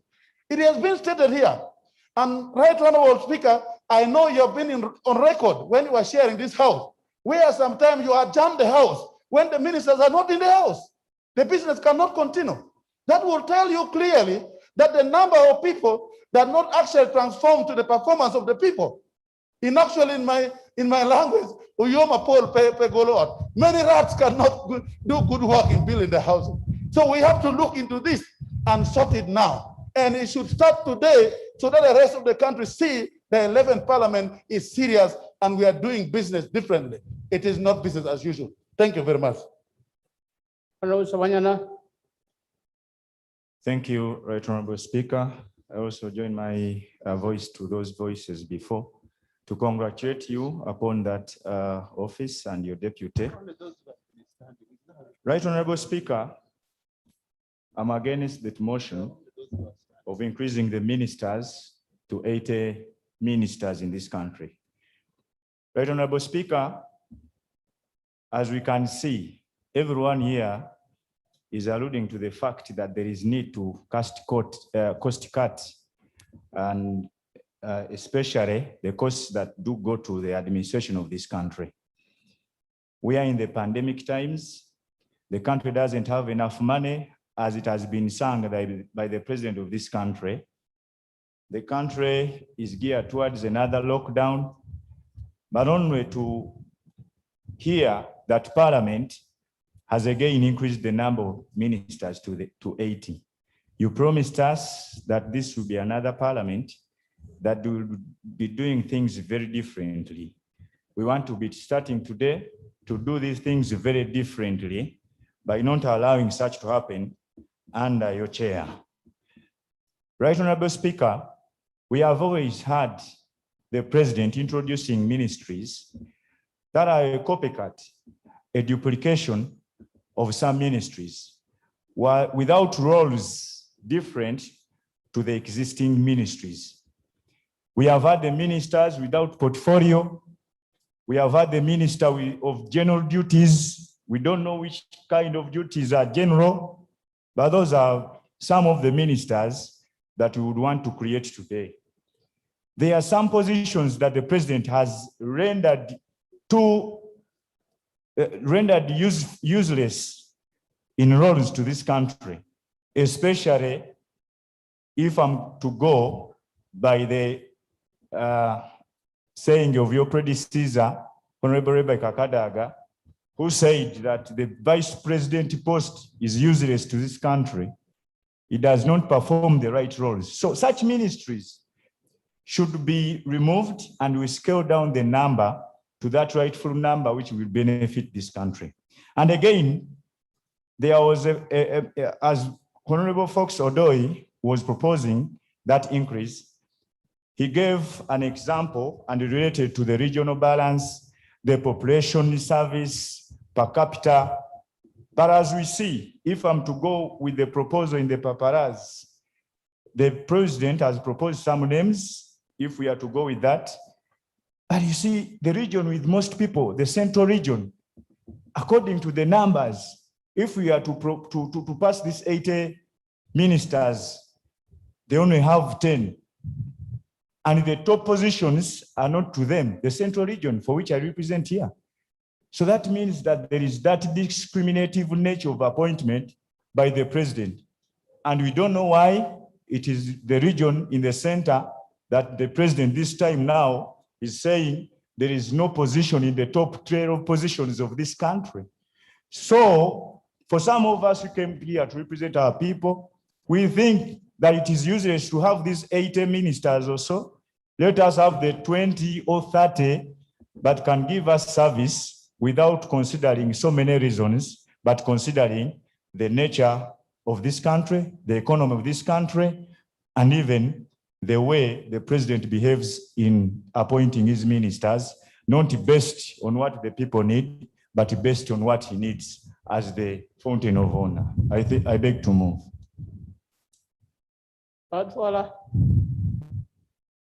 Yeah, thank you, Right Honorable Speaker. My name is Dr. Batua. Yeah, thank you. I oppose the motion, but most importantly, I congratulate all those who were appointed for the various offices, and I rise not to draw enmity or envy, but to advise the nation. I'm one of those parliamentarians who take this as an important privilege and opportunity to get into this house and debate as a way of building our nation. Right, Honorable Speaker, if at all the State of Nation address was a very important address, as it is, and as I do believe it is, because the law requires us to listen to the president in silence. If there is anything that I shouldn't forget, it is when he talked about the economy of this country. He particularly stated it to us that the GDP of this country was to be 6%, but because of COVID, it reduced to 3%. It was halved. It's not a surprise. So many things have gone by half due to COVID in this country. The period or the progress of education has reduced by half. A student who would take a year to complete a class is taking 2 years. Working time has been reduced. Bodabodas only work up to 6, yet they would want to work overnight. So we are making our arguments against the evidence of COVID, which is not a simple matter. It is therefore here that I want to proceed under Rule 61, amendments to motion, sub-rule 1. When a motion is under consideration in the House or in the committee of the whole House, an amendment may be proposed to the motion if it is relevant to the motion. Right, Honorable Speaker, I propose that we at the moment permit 21 cabinet ministers, as it is in the Constitution, Article 112, and the 21 state ministers for such a period as to when the cabinet minister in charge of health will ably inform us that the country is relieved, greatly relieved of the constraints that are bestowed on us by COVID. And it is at that moment that we gather and consider whether we stretch the cabinet further or not. It is today that the country is going to be half locked. So meaning they will not even be able to execute work. People are not going to be allowed to cross from one district to another. But this is not permanent. It will be temporary. And it is at the discretion of the Minister of Health, of course, with our medical opinion, that we shall know when to handle this. Right Honorable Speaker, under sub-rule 4, an amendment shall not be permitted if, in the opinion of the Speaker, it substantially alters the principle of the question proposed. I'm overwhelmingly convinced that this amendment is not altering the question you put to the House, because I'm in agreement that yes, we should today pass ministers, but my amendment is on the number. 21 should pass, the rest should await the statement of the Minister of Health on COVID. I beg to move that motion. Honorable member, your motion actually, just like you've stated, alters the fundamentals of this motion. It's not acceptable for now. Honorable Rosalum Santa. Thank you, Right Honorable Speaker, and I also congratulate Honorable you. Alum Santa, I picked Honorable Alum Santa. Okay, sorry.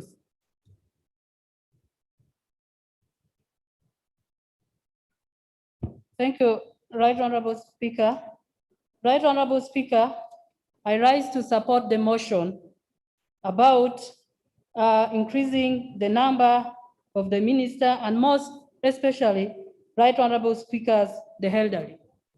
Right Honorable Speaker, the elders of this country has given it all. They have given their energy to this country, and by the facts which is on the ground, Right Honorable Speaker, I am the secretary, the general secretary for the forum called SAGE in the last parliament of Uganda. And we have been moving throughout the country, Right Honorable Speaker, seeing the problems, the suffering of the elders who really did all that they could for us to see a beautiful country like this. So, Right Honorable Speaker, allow me to note that the Constitution gives Parliament a mandate to permit the President to increase the number of ministers, which he feels is reasonable and necessary to efficient and effective running of the state.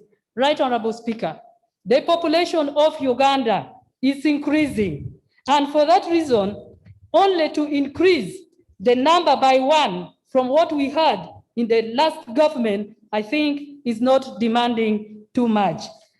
Right Honorable Speaker, I also want to note that much as this is the 11th Parliament and it should be unique as 11th Parliament, we cannot completely close our eyes from what other previous parliaments did, because there are lessons that we can pick which can help us to perform extremely well as the 11th Parliament.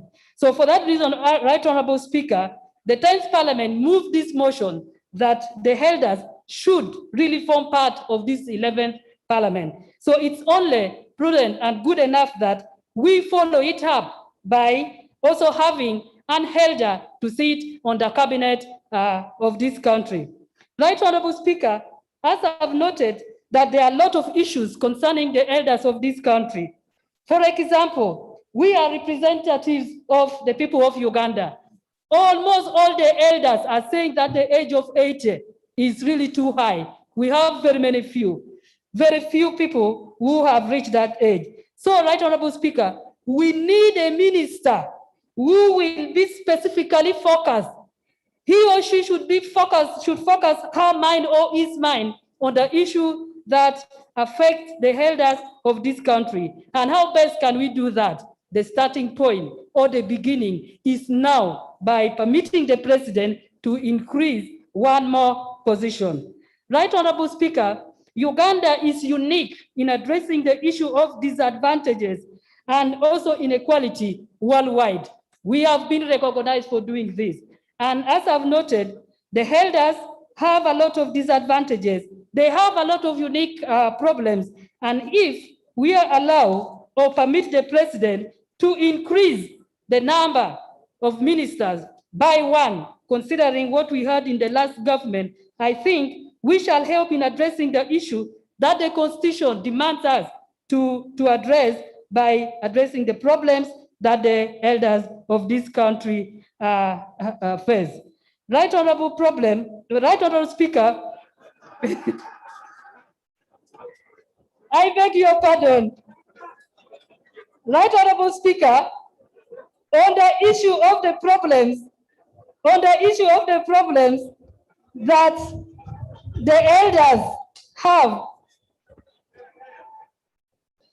Yes, Right Honorable Speaker, on the issue of the problems that the elders have, I would like to request all the colleagues who really respect the elders, who really see these variations as coming forward to address the challenges that we have by allowing one person to sit in cabinet and follow up the issues that we have been struggling with concerning the elders of this country. I want to thank you so much, Right Honorable Speaker, and I really invite my colleagues to support this motion. I thank you.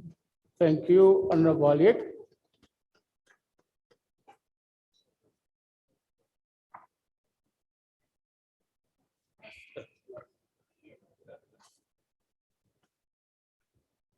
Thank you, Right Honorable Speaker, for giving me this opportunity to add my voice on the motion that has just been moved. But before I proceed, Right Honorable Speaker, it has been a common practice that we have sanitizers around here, so that as we come to speak here, we should have to sanitize ourselves. I don't see the staff of Parliament sanitizing the microphones that we are using. We are not safe, Right Honorable Speaker. Right Honorable Speaker, I would like to thank the mover of this motion, Honorable Fox Odoi, and the seconder, Honorable Hatat Cecilia Ogwal. If you are in this Parliament and you are discussing this motion and you have never been with an elder, wherever you come from, Right Honorable Speaker, then you cannot support this motion. You cannot. We have moved, we have lived with the elders in our various societies where we come from. We have seen the situations where our elders live in. This is something that we should take at heart, because what we have seen and what we have experienced to the age that we are in right now, and we are aware that we are moving towards becoming elders in the near future, then we have to think twice about supporting this motion, Right Honorable Speaker. There should be a docket for the elderly, sincerely, in this country. The Minister of the Elderly should be in the position to advise on how to handle the elderly, and should sit in the cabinet to address issues related to the elders in this country. All the people in Uganda have so far been forgotten for long. When you look at the budgets, even in our local governments, very little is allocated for our elderly people. Now, we have elders that have come in this Parliament as representatives of the older persons in our communities. They are here. So we need that docket. We also need, we have other dockets like for youth, we have for women, we have. Now, what about the elders? They should have a voice in this country so that the life expectancy that I wish to reach, like you people, you want to reach probably 80 years or even more. Now, life expectancy in Uganda is standing at 64 years. So any one of us here would not wish to end there. Now, how do you reach there? How do you increase the life expectancy of the people of Uganda if we don't support the elders, if we don't support them? I support the argument that Atat Cecilia, Honorable Atimo Wal has made on this floor, that even for the case of SAGE, that the government has been supporting our people with. We have been debating on this parliament, the age has been increased to 80 years, sincerely. Where will you get these people of 80 years? Count them even in your respective constituencies. How many are there so that they are enrolled in SAGE? Other than going back to the age of 65, so that we enroll our people, from that age, we can now increase on their life expectancy if we support them. Therefore, Right Honorable Speaker, we better support the elders before they become too old, or before we reach a point where we cannot see them alive. Right Honorable Speaker, I ask this parliament, through your permission, Right Honorable, so that we just move a motion to support this motion, to approve this motion that has been brought by Honorable Fox today, so that we get a way of helping our elders in this country. I beg to submit. Thank you. Thank you. Silence, Honorable Ogun. Speaker, you'll allow me first to take time to congratulate you and your deputy upon the success in the elections. Before the elections, I had appetite to contest for speakership. But when I realized the kind of people I was going to race against, I decided to quietly back down. Right, Honorable Speaker, our economy is in a lockdown. Our pockets equally are in a lockdown. The workshops have been put in a lockdown. Travels abroad are now limited. The sports games have been halted. Houses of prayer have been asked to close down. The president has advised us even to pray at home because God is omnipresent. Right, Honorable Speaker, why do we need at this particular time to increase the number of ministers? We are only trying to increase the number of sirens on the roads. Our roads are still narrow. But Mr. Speaker, I have seen people who are ministers. Maybe they are drivers, some of them are not well trained. They don't give an opportunity to other road users and they push them over to the bush nearly. Is that what we want to see more of? No. Therefore, I would think that, Right Honorable Speaker, it is very important that because we're in a situation of lockdown, let us lock down this decision of trying to increase the numbers. Let us give it like some 5 years, a full term of parliament. Then we can come back, reconsider, see whether it's necessary for us to increase the number. I say so with the pain. I speak as though I'm a bishop because the Holy Spirit is speaking in me. Right, Honorable Speaker, let us hold this decision of trying to increase the number of ministers. It should not be for a ritual. This parliament should not be turned into a rubber of another kind. We are not here to stamp. We should speak and speak for the people. If you went for a referendum right now and ask the people of Uganda whether they want more ministers or to reduce, I'm very sure they would tell us reduce the numbers. You go to the schools and there's a quagmire. Right now, Speaker, students today have been pushed back home because of COVID. After parents paying fees, just 1 week, they are saying you are going back home. Next time they will go back, they will say, pay again. That is the situation where we are. Do we need to increase the numbers? Do we need all these numbers? Is it for a ceremony? No. Therefore, Right Honorable Speaker, I'm pledging to commit myself to work with the few numbers, the lucky few. Even if you are 21, you'll be able to deliver. If I was given the opportunity to pick a few of the 80, I know my 21, based on what they do. But because it is the president, I don't want to talk about it. Right Honorable Speaker, therefore, I want to say I reject the motion. I do not support that wrong idea. I support the sentiments of this country that let us have a lean cabinet, but also in the future, there might be need to consider downsizing in the size of this parliament. Look at the number of people from the wall to the wall, from the front to the back. There are too many.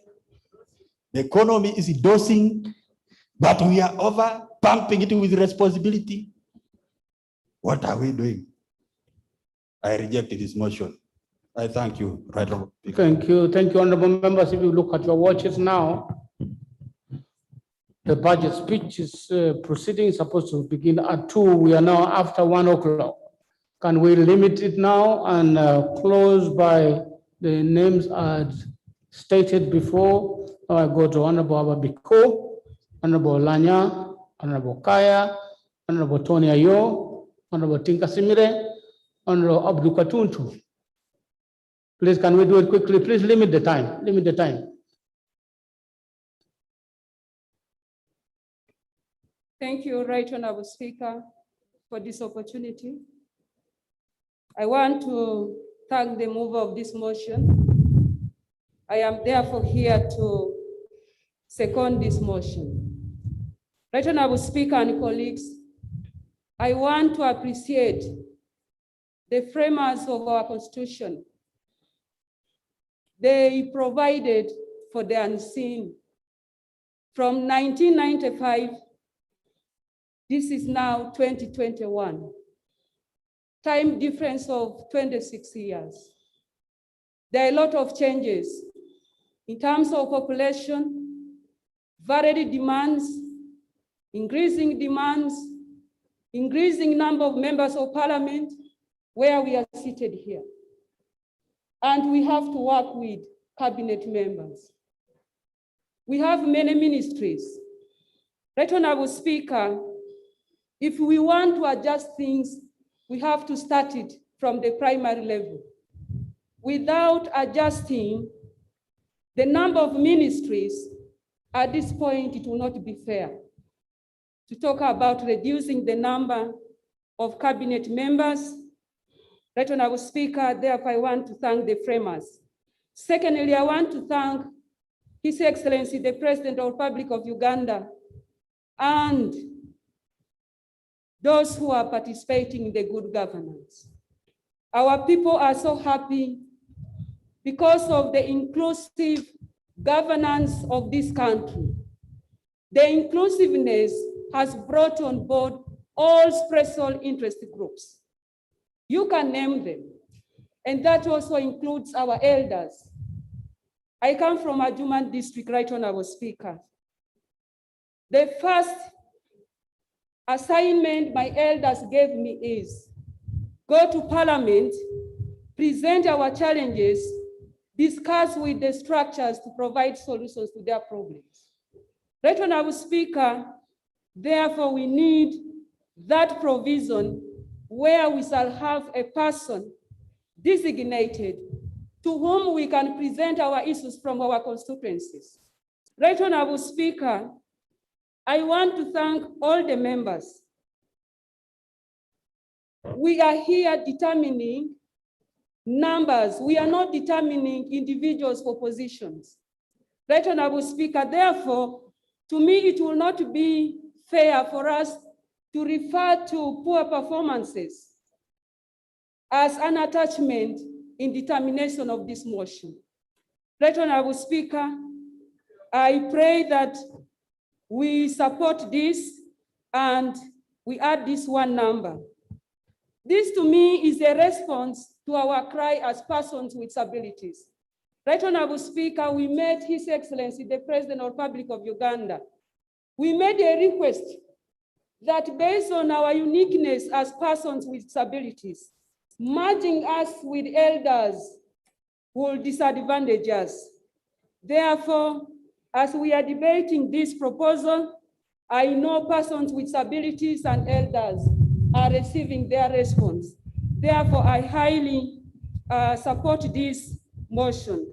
Right Honorable Speaker and colleagues, debating and handling things differently does not mean that you should always dissent, because we are providing justifications on why these numbers will go up by 1.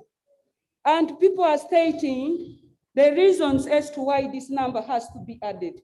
Therefore, I strongly believe that this shift is a positive shift. It is not just a change that people are opting for. Therefore, I thank His Excellency, the President, my colleagues in supporting this motion. Thank you so much. Honorable Rania. Thank you, Right Honorable Speaker. Right Honorable Speaker, allow me to join my colleagues for congratulating you for having been elected democratically as the Speaker of the 11th Parliament. I congratulate you, Right Honorable Speaker.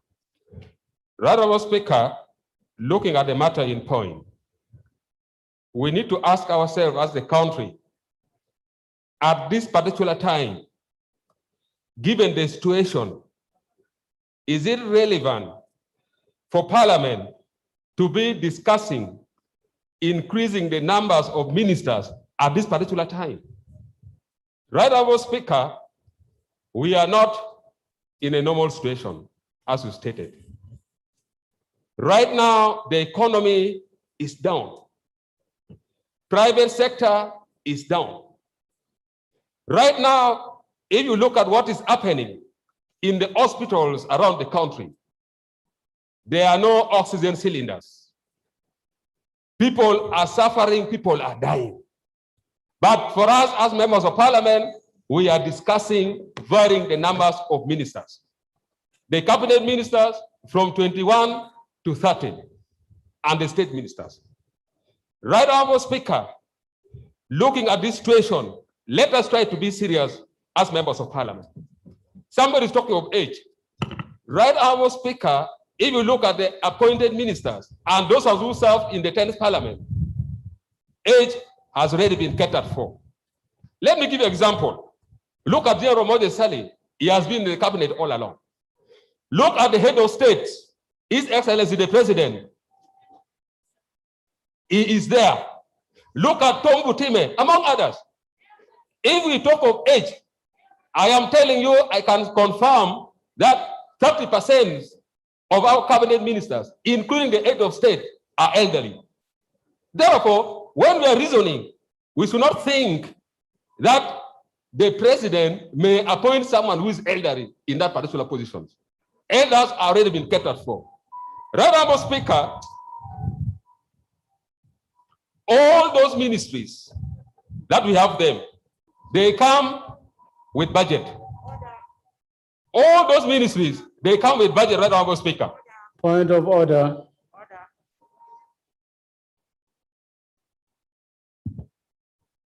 Right Honorable Speaker, I feel very uncomfortable to other colleagues. But it is very, very unfair and selfish for the member to say, because Right Honorable Deputy Prime Minister Moses Ali is elderly, the president is elderly, and so on. Therefore, they should take care of the elderly program. Right Honorable Speaker, we are here on a motion which has been proposed and framed based on the law. We are saying we need a docket for the elderly that can design legal framework, that can design the policies and programs that takes care of the elderly, that can monitor and evaluate the work done for the elderly. And if the president is not given that specific assignment, if Moses Ali is not given that specific assignment, how do you expect Moses Ali to come up with the framework? Right Honorable Speaker, I'm on order. I order the previous speaker. The point so of right, order. Is it therefore in order to expect ministers who are appointed for other assignment to be dealing with the elderly when that is not part of their assignment in their dockets? So is the Honorable Gilbert Olanya in order to expect that Honorable Moses Ali and the president should be coming up with the framework to deal with the elderly? Is he in order? I think each time a minister is appointed, they are given their schedule of duties. I don't know which particular one was handling the elderly. It was generally under the Ministry of Gender, Labor and Social Development. There was no specific one which was taking care of this. We have for youth, workers, and all those who are there. Thank you, Right Honorable Speaker. Please wind up. Thank you for your wise ruling. Right Honorable Speaker, I thank Honorable Mark Cecilia, but she should note that we are discussing the motion number 7. That states motion for a resolution of Parliament to vary the number of cabinet ministers and other ministers in accordance with the Article 113. We are not zeroing ourselves only on the elderly ministry that we are talking about. I think honorable members should understand that. Right Honorable Speaker, as I wind up, right now we have so many ministries, and all those ministries. Point of order. Mr. Speaker, sir, I wish to put the records right. My colleague, the honorable colleague, mentioned and is misleading this parliament that there is no oxygen cylinder in the entire country. Mr. Speaker, there is a difference between oxygen cylinder and oxygen in the cylinder for the patient. The government of Uganda has put in place oxygen plants, what we call oxygen plants, in all the regional hospitals to provide oxygen, which is to be put into the cylinder for the patient. And for that matter, I would wish to put the records right, that yes, the government has got oxygen with cylinders with oxygen in the referral and the district hospitals. However, due to the high demand because of the COVID situation, some facilities have got inadequate oxygen supplies. Therefore, is my honorable colleague in order to mislead this house by saying there are no oxygen cylinders in the entire country, Mr. Speaker? I think, Honorable Olanya, you have been educated on this matter now. Yes. Thank you. Right Honorable Speaker, I made mention that— No, proceed now. Proceed, okay. Please. Thank you, Right Honorable Wind Speaker. up. Thank you, Right Honorable Speaker. Right Honorable Speaker, what I was saying is that all these ministries, they have more than 3 or 4 ministers in those ministries. And now we ask ourselves, how effective are those ministers? For example, In the Ministry of Education, we have 4 ministers. In the Ministry of Health, we have 3 ministers. Under the office of the Prime Minister, we have 7 ministers. And we ask ourselves, how effective are they? As a wider brother speaker, these ministers, they cannot take up decisions by themselves. They have to wait from His Excellency the President. For example, every month, we are seeing His Excellency coming on televisions, telling people how to put on face masks, how to wash hands, as if we don't have the minister in charge of health. What are the functions of those ministers? Right now, Speaker, right now, we have very many youth who are arrested, they are in prisons, they are being tried in court martials. The minister in charge of internal affairs cannot come up and say, you release those youth who are arrested from Kampala. Right now, Speaker, we need a practical ministers. We have so many ministers, more than 80 for what?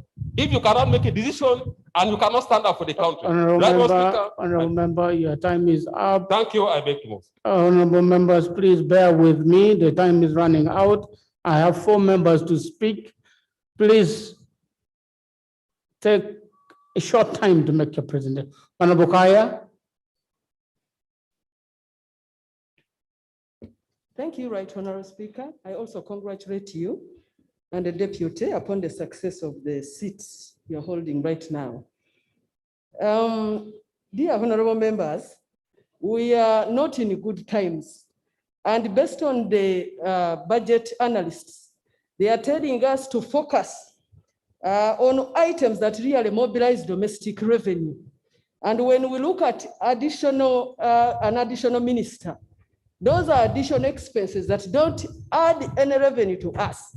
We are seeing different sectors foregoing very many things. The teachers are foregoing salaries.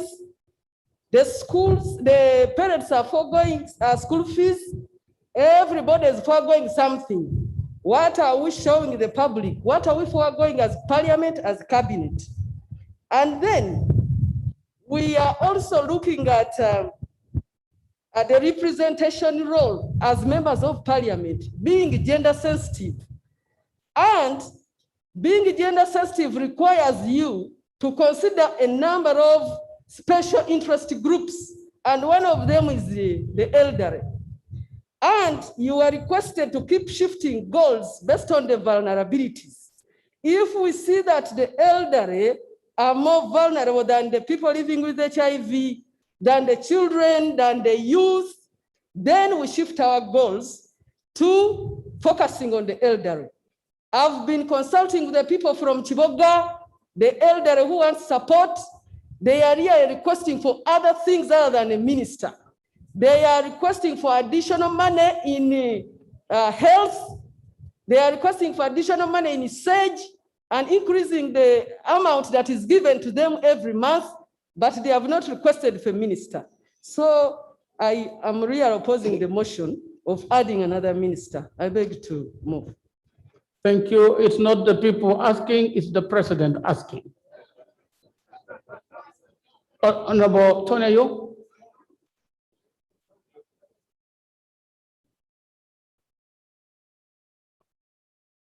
Briefly, please. Thank you, Right Honorable Speaker. Right Honorable Speaker, I wish to congratulate you upon the confidence that this Parliament put on you to be the Speaker and your deputy, and we only pledge cooperation and working together to support you in doing your work.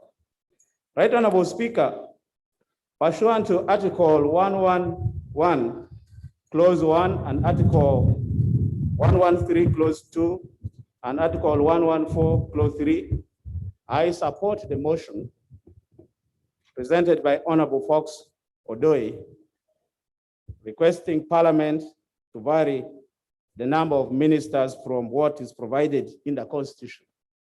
Right Honorable Speaker, I support this motion majorly because, among other things, one, in the previous government and like last Parliament, the number of ministers were up to 79. And in the 11th Parliament, the President has made a request to add one additional Minister of State to make the number get to 80. And the ministry that the president is requesting is to have a minister of state in charge of the elderly. Right, Honorable Speaker, this is why I totally support the motion. I have been a member of the Parliamentary Forum on SAGE. When I have been moving around in my campaigns, I was meeting the elders and they were making appealing statements to me that when you get to Parliament, think about our flight, because we toil a lot to produce children, to send them to school, to pay taxes and do a lot of things. But when we get old, we feel we are being neglected. And you people get to Parliament, we don't see much coming to support our flight in terms of how they should survive. Even the SAGE money is little, and we hear from time to time, Parliament is fighting, some group of people want it scrapped away. Other people are saying, let it be there. You are not providing opportunity to put enough money to support us, the elderly. You are not taking serious issues on our policy. Right, Honorable Speaker, this is one of the reasons that I feel the president providing to have a state minister in charge of the elderly is a good intention. First of all, it's a good debate we are doing now about the elderly people. The minister is supposed to provide policies, to make engagement, to influence issues in cabinet and in government, to move around to look for support on how to put in resources and programs and policies and laws that would look at the welfare of the elderly, not only today, but what would be put on ground that even we who are still young now will come to benefit out of that, right, Honorable Speaker. This is why I would want to urge this Parliament that let's support this proposition, but the question of ministers not performing is a different matter. And that would come to us to put the ministers to task, to ask the government to put the ministers to task to perform, because performance and having somebody in place are two different things. So when we are discussing somebody has failed to perform and somebody being there, right, Honorable Speaker, I think we would be missing the point. The biggest question in this country that we should be able to discuss and debate and take very seriously, and even ask the president to commit himself and take it seriously, is fighting corruption. A lot of money that we put in get wasted, get lost to corruption than getting to pay one minister, right, Honorable Speaker. So we are setting a government, we are putting in systems. Let's allow the president to have things for him to work, and when they fail, that would be the responsibility of those who have been put in place to do the work. So, right, Honorable Speaker, I want to thank the members who have supported the motion and ask the members that when time comes, let us vote and support the motion and give the president the tools of work so that we are not blamed for the failures, but we will blame them for having all the tools and then they fail to work. Right, Honorable Speaker, because of the elders who produce us, who look after us, we must give something for them. This is not too much. I ask members to support the motion and we have the verification done. Thank you. The variation. Honorable Kasimire.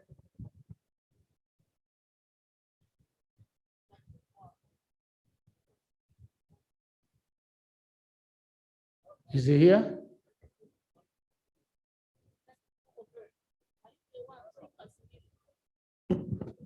Honorable Kasimire.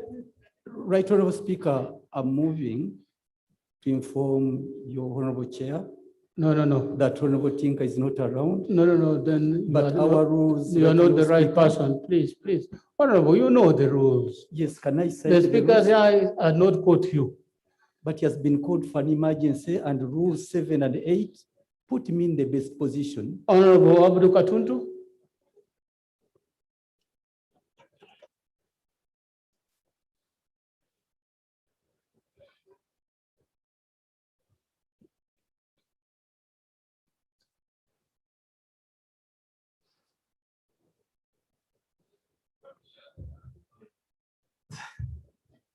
Thank you very much, Right Honorable Speaker. Like my colleagues have said before, I do congratulate you and your deputy upon assuming the highest offices in this institution. I have been a little bit uneasy with the general trend of the debate. Because one, Right Honorable Speaker, we've been debating generally. And this arises out of the move of the motion because he just sought a blanket approval without going into the details. And that's quite unfortunate. I think next time, if we are having a motion like that, we need to look at what the law provides and what has been happening and why the president should need specific ministries other than those provided for already under the Constitution. I'll give you an example, Right Honorable Speaker. The Constitution under Article 113 and 114 provide for a specific number of ministries. That is 21 for cabinet ministers and 21 for other ministers, meaning every ministry should have one minister and any other minister. At the time of enacting the 1995 Constitution, Right Honorable Speaker, we did not have ministers of state. We instead had deputy ministers. So what the CA envisaged at that time, that you have one minister, for example, of education and a deputy minister of education. The situation has since then changed. And I'll give you an example because I'm speaking for the motion. Let us look at the ministries, Right Honorable Speaker. Ministry of Education. There is one senior minister and two other ministers. Actually, three.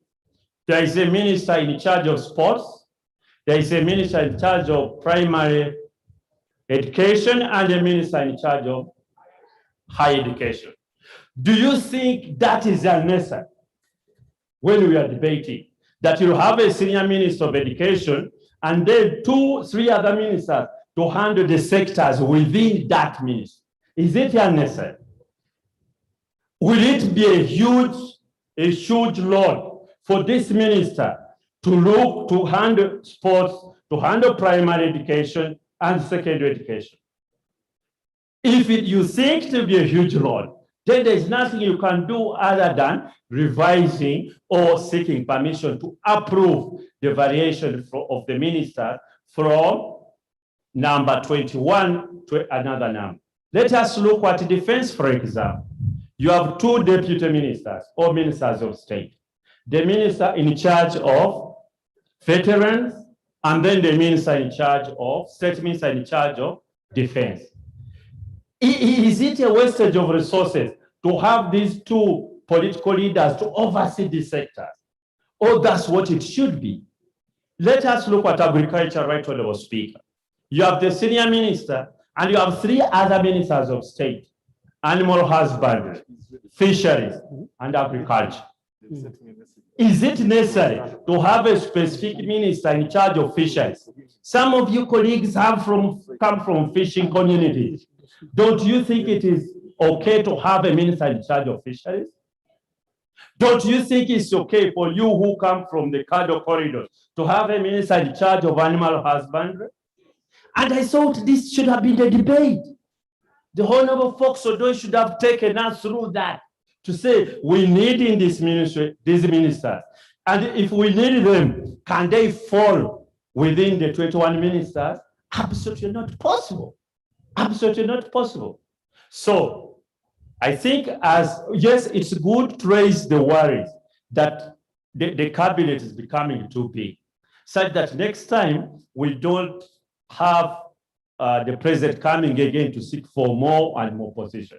As of now, I think, Right Honorable Speaker, if you look at the structure as it has been, you will need those ministries. I'm yet to see somebody to come and say, in this ministry, you don't need this one. Let us look at health. I saw Dr. Chen here. Do you need a minister in charge of primary health or you don't? Do you need another state minister in that ministry to do general duties to assist the senior minister or not? I think this is the whole debate. This is what the debate should be. Right Honorable Speaker, from the structure I've seen, because I participated in the debate when we were increasing this number of ministries then, I don't have any problem with the request of Honorable Fox Odoi. However, the Honorable Fox Odoi should have gone further and informed us of the portfolios the president is coming up with, such that we are aware. Many colleagues here were not here in the last parliament.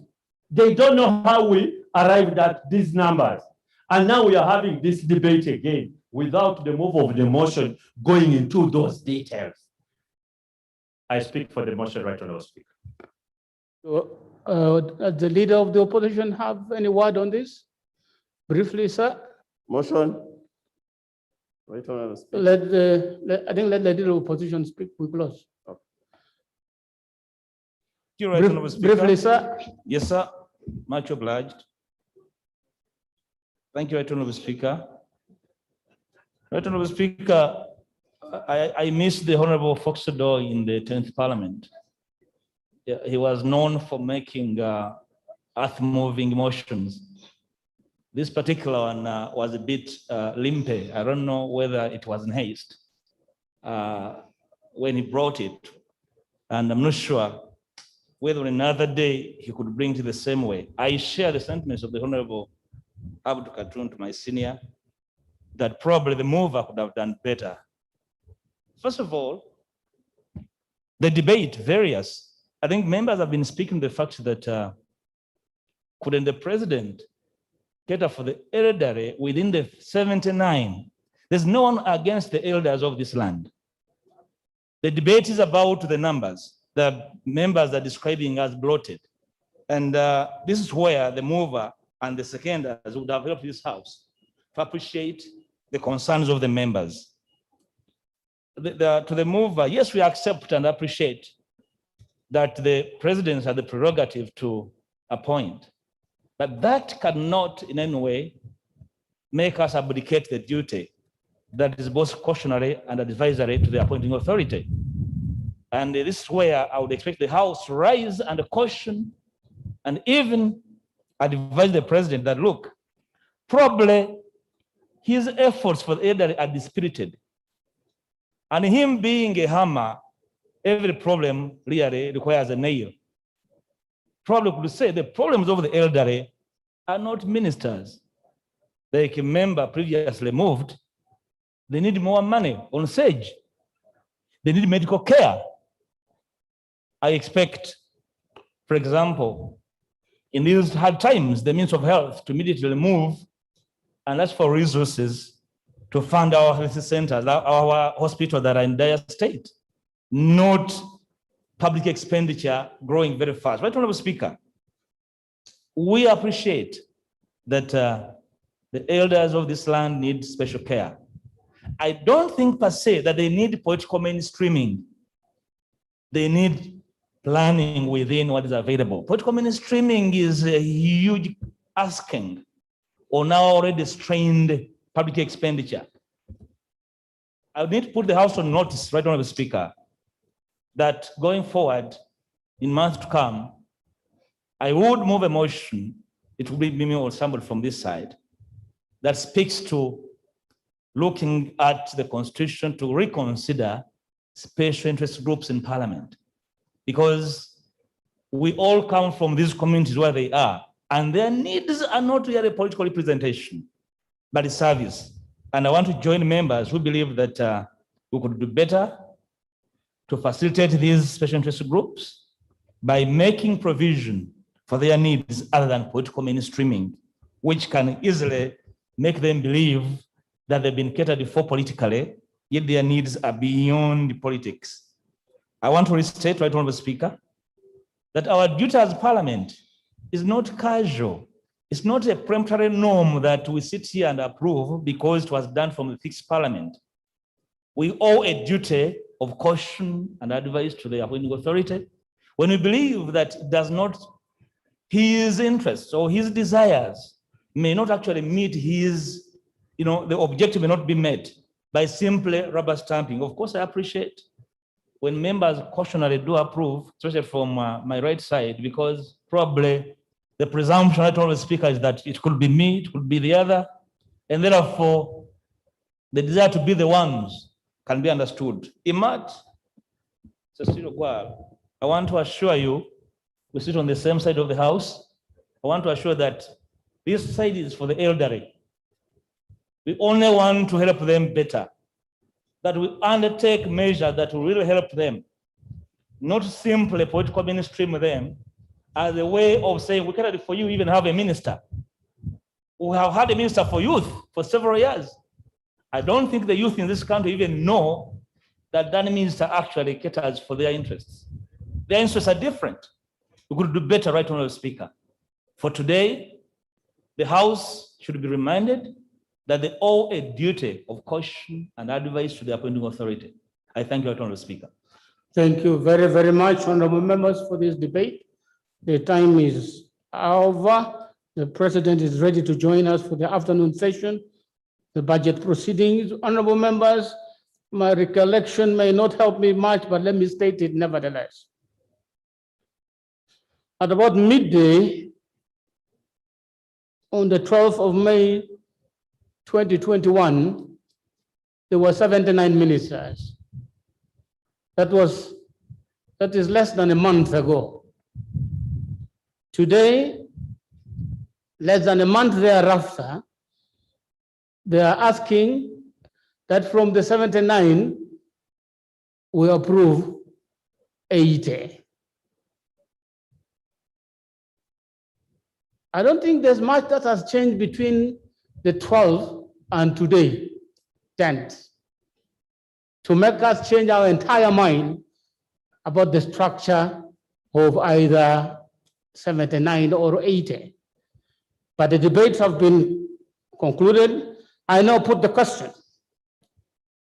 that the motion for resolution of Parliament to vary the number of cabinet ministers and other ministers in accordance with Articles 113 and 114 of the Constitution of the Republic of Uganda be adopted.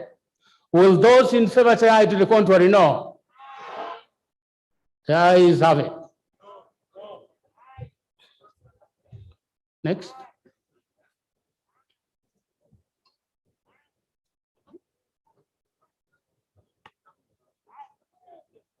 It's the short one. Yes, lift. Yes, it's okay. We'll manage.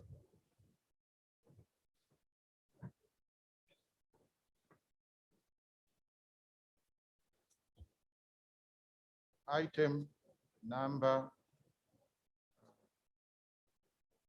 5. No. Yes. Is it 5? Motion seeking. No, constitution of the committees. Okay, sorry. Sorry. Constitution of the appointment committee. Item number 5, Constitution of the Appointments Committee in accordance with the Rule 161 and 168 of the Rules of Procedure of Parliament. Honorable members, the law requires us to have an appointment committee that will handle the appointment that will be coming from the president. I now present to you the list of members from the parties in Parliament, from the UPDF, and also from the independent members of Parliament. From UPDF, we have the Honorable Badney Basu Wilson. 1. From NUP, we have Honorable Nambeshe John Baptist, Honorable Seungu Joseph Gonzaga, Honorable Lule Aisha Kabanda, Honorable Aol Betio Chan, Honorable Sesaga Isaias Johnny. Those are from NUP. NUP stops are Honorable Nalule Aisha Kabanda, Honorable Betio Chan is FDC, Honorable Sesaga Isaias Johnny, FDC. Honorable Alum Santa Wang, UPC, Honorable Okot Peter, DP, Honorable Basalura Asuman, JEMA, Honorable Okot Santa, PPP, Honorable Kabe Patrick, Independent, Honorable Lamwaka Margaret, Independent, Honorable Rabusheya Margaret, Independent. NRM, Honorable Dr. Kulu Abuka, Honorable Awo Betingola, Honorable Nagumia Claire, Honorable Dr. Asimi Florence Akiki, Honorable Renaito Rokajara, Honorable Kambale Fred Ferigo, Honorable Najuma Sara, Honorable Kabanda David, Honorable Robin Rakojo, Honorable Kubeketeria James, Honorable Oroni Dennis, Honorable Aiko Patrick, Honorable Irene Muloni Nafuna, Honorable Tuala Fadil, Honorable Daisy Alex,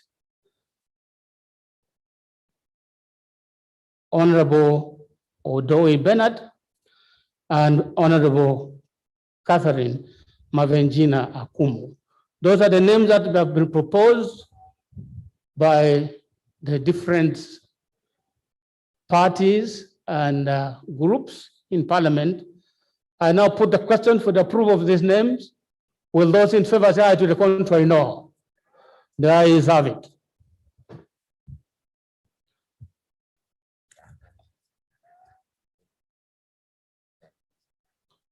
Honorable members, I have just been notified from the UPDF, there's a change from the UPDF.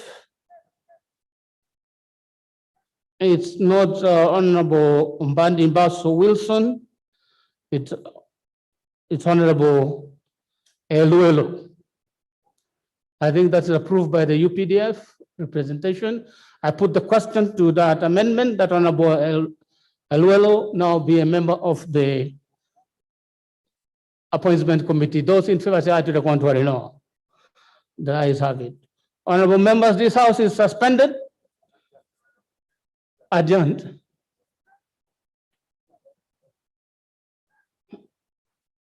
It's suspended. House is suspended for a few minutes. If you can have a bite, the president is arriving. House suspended.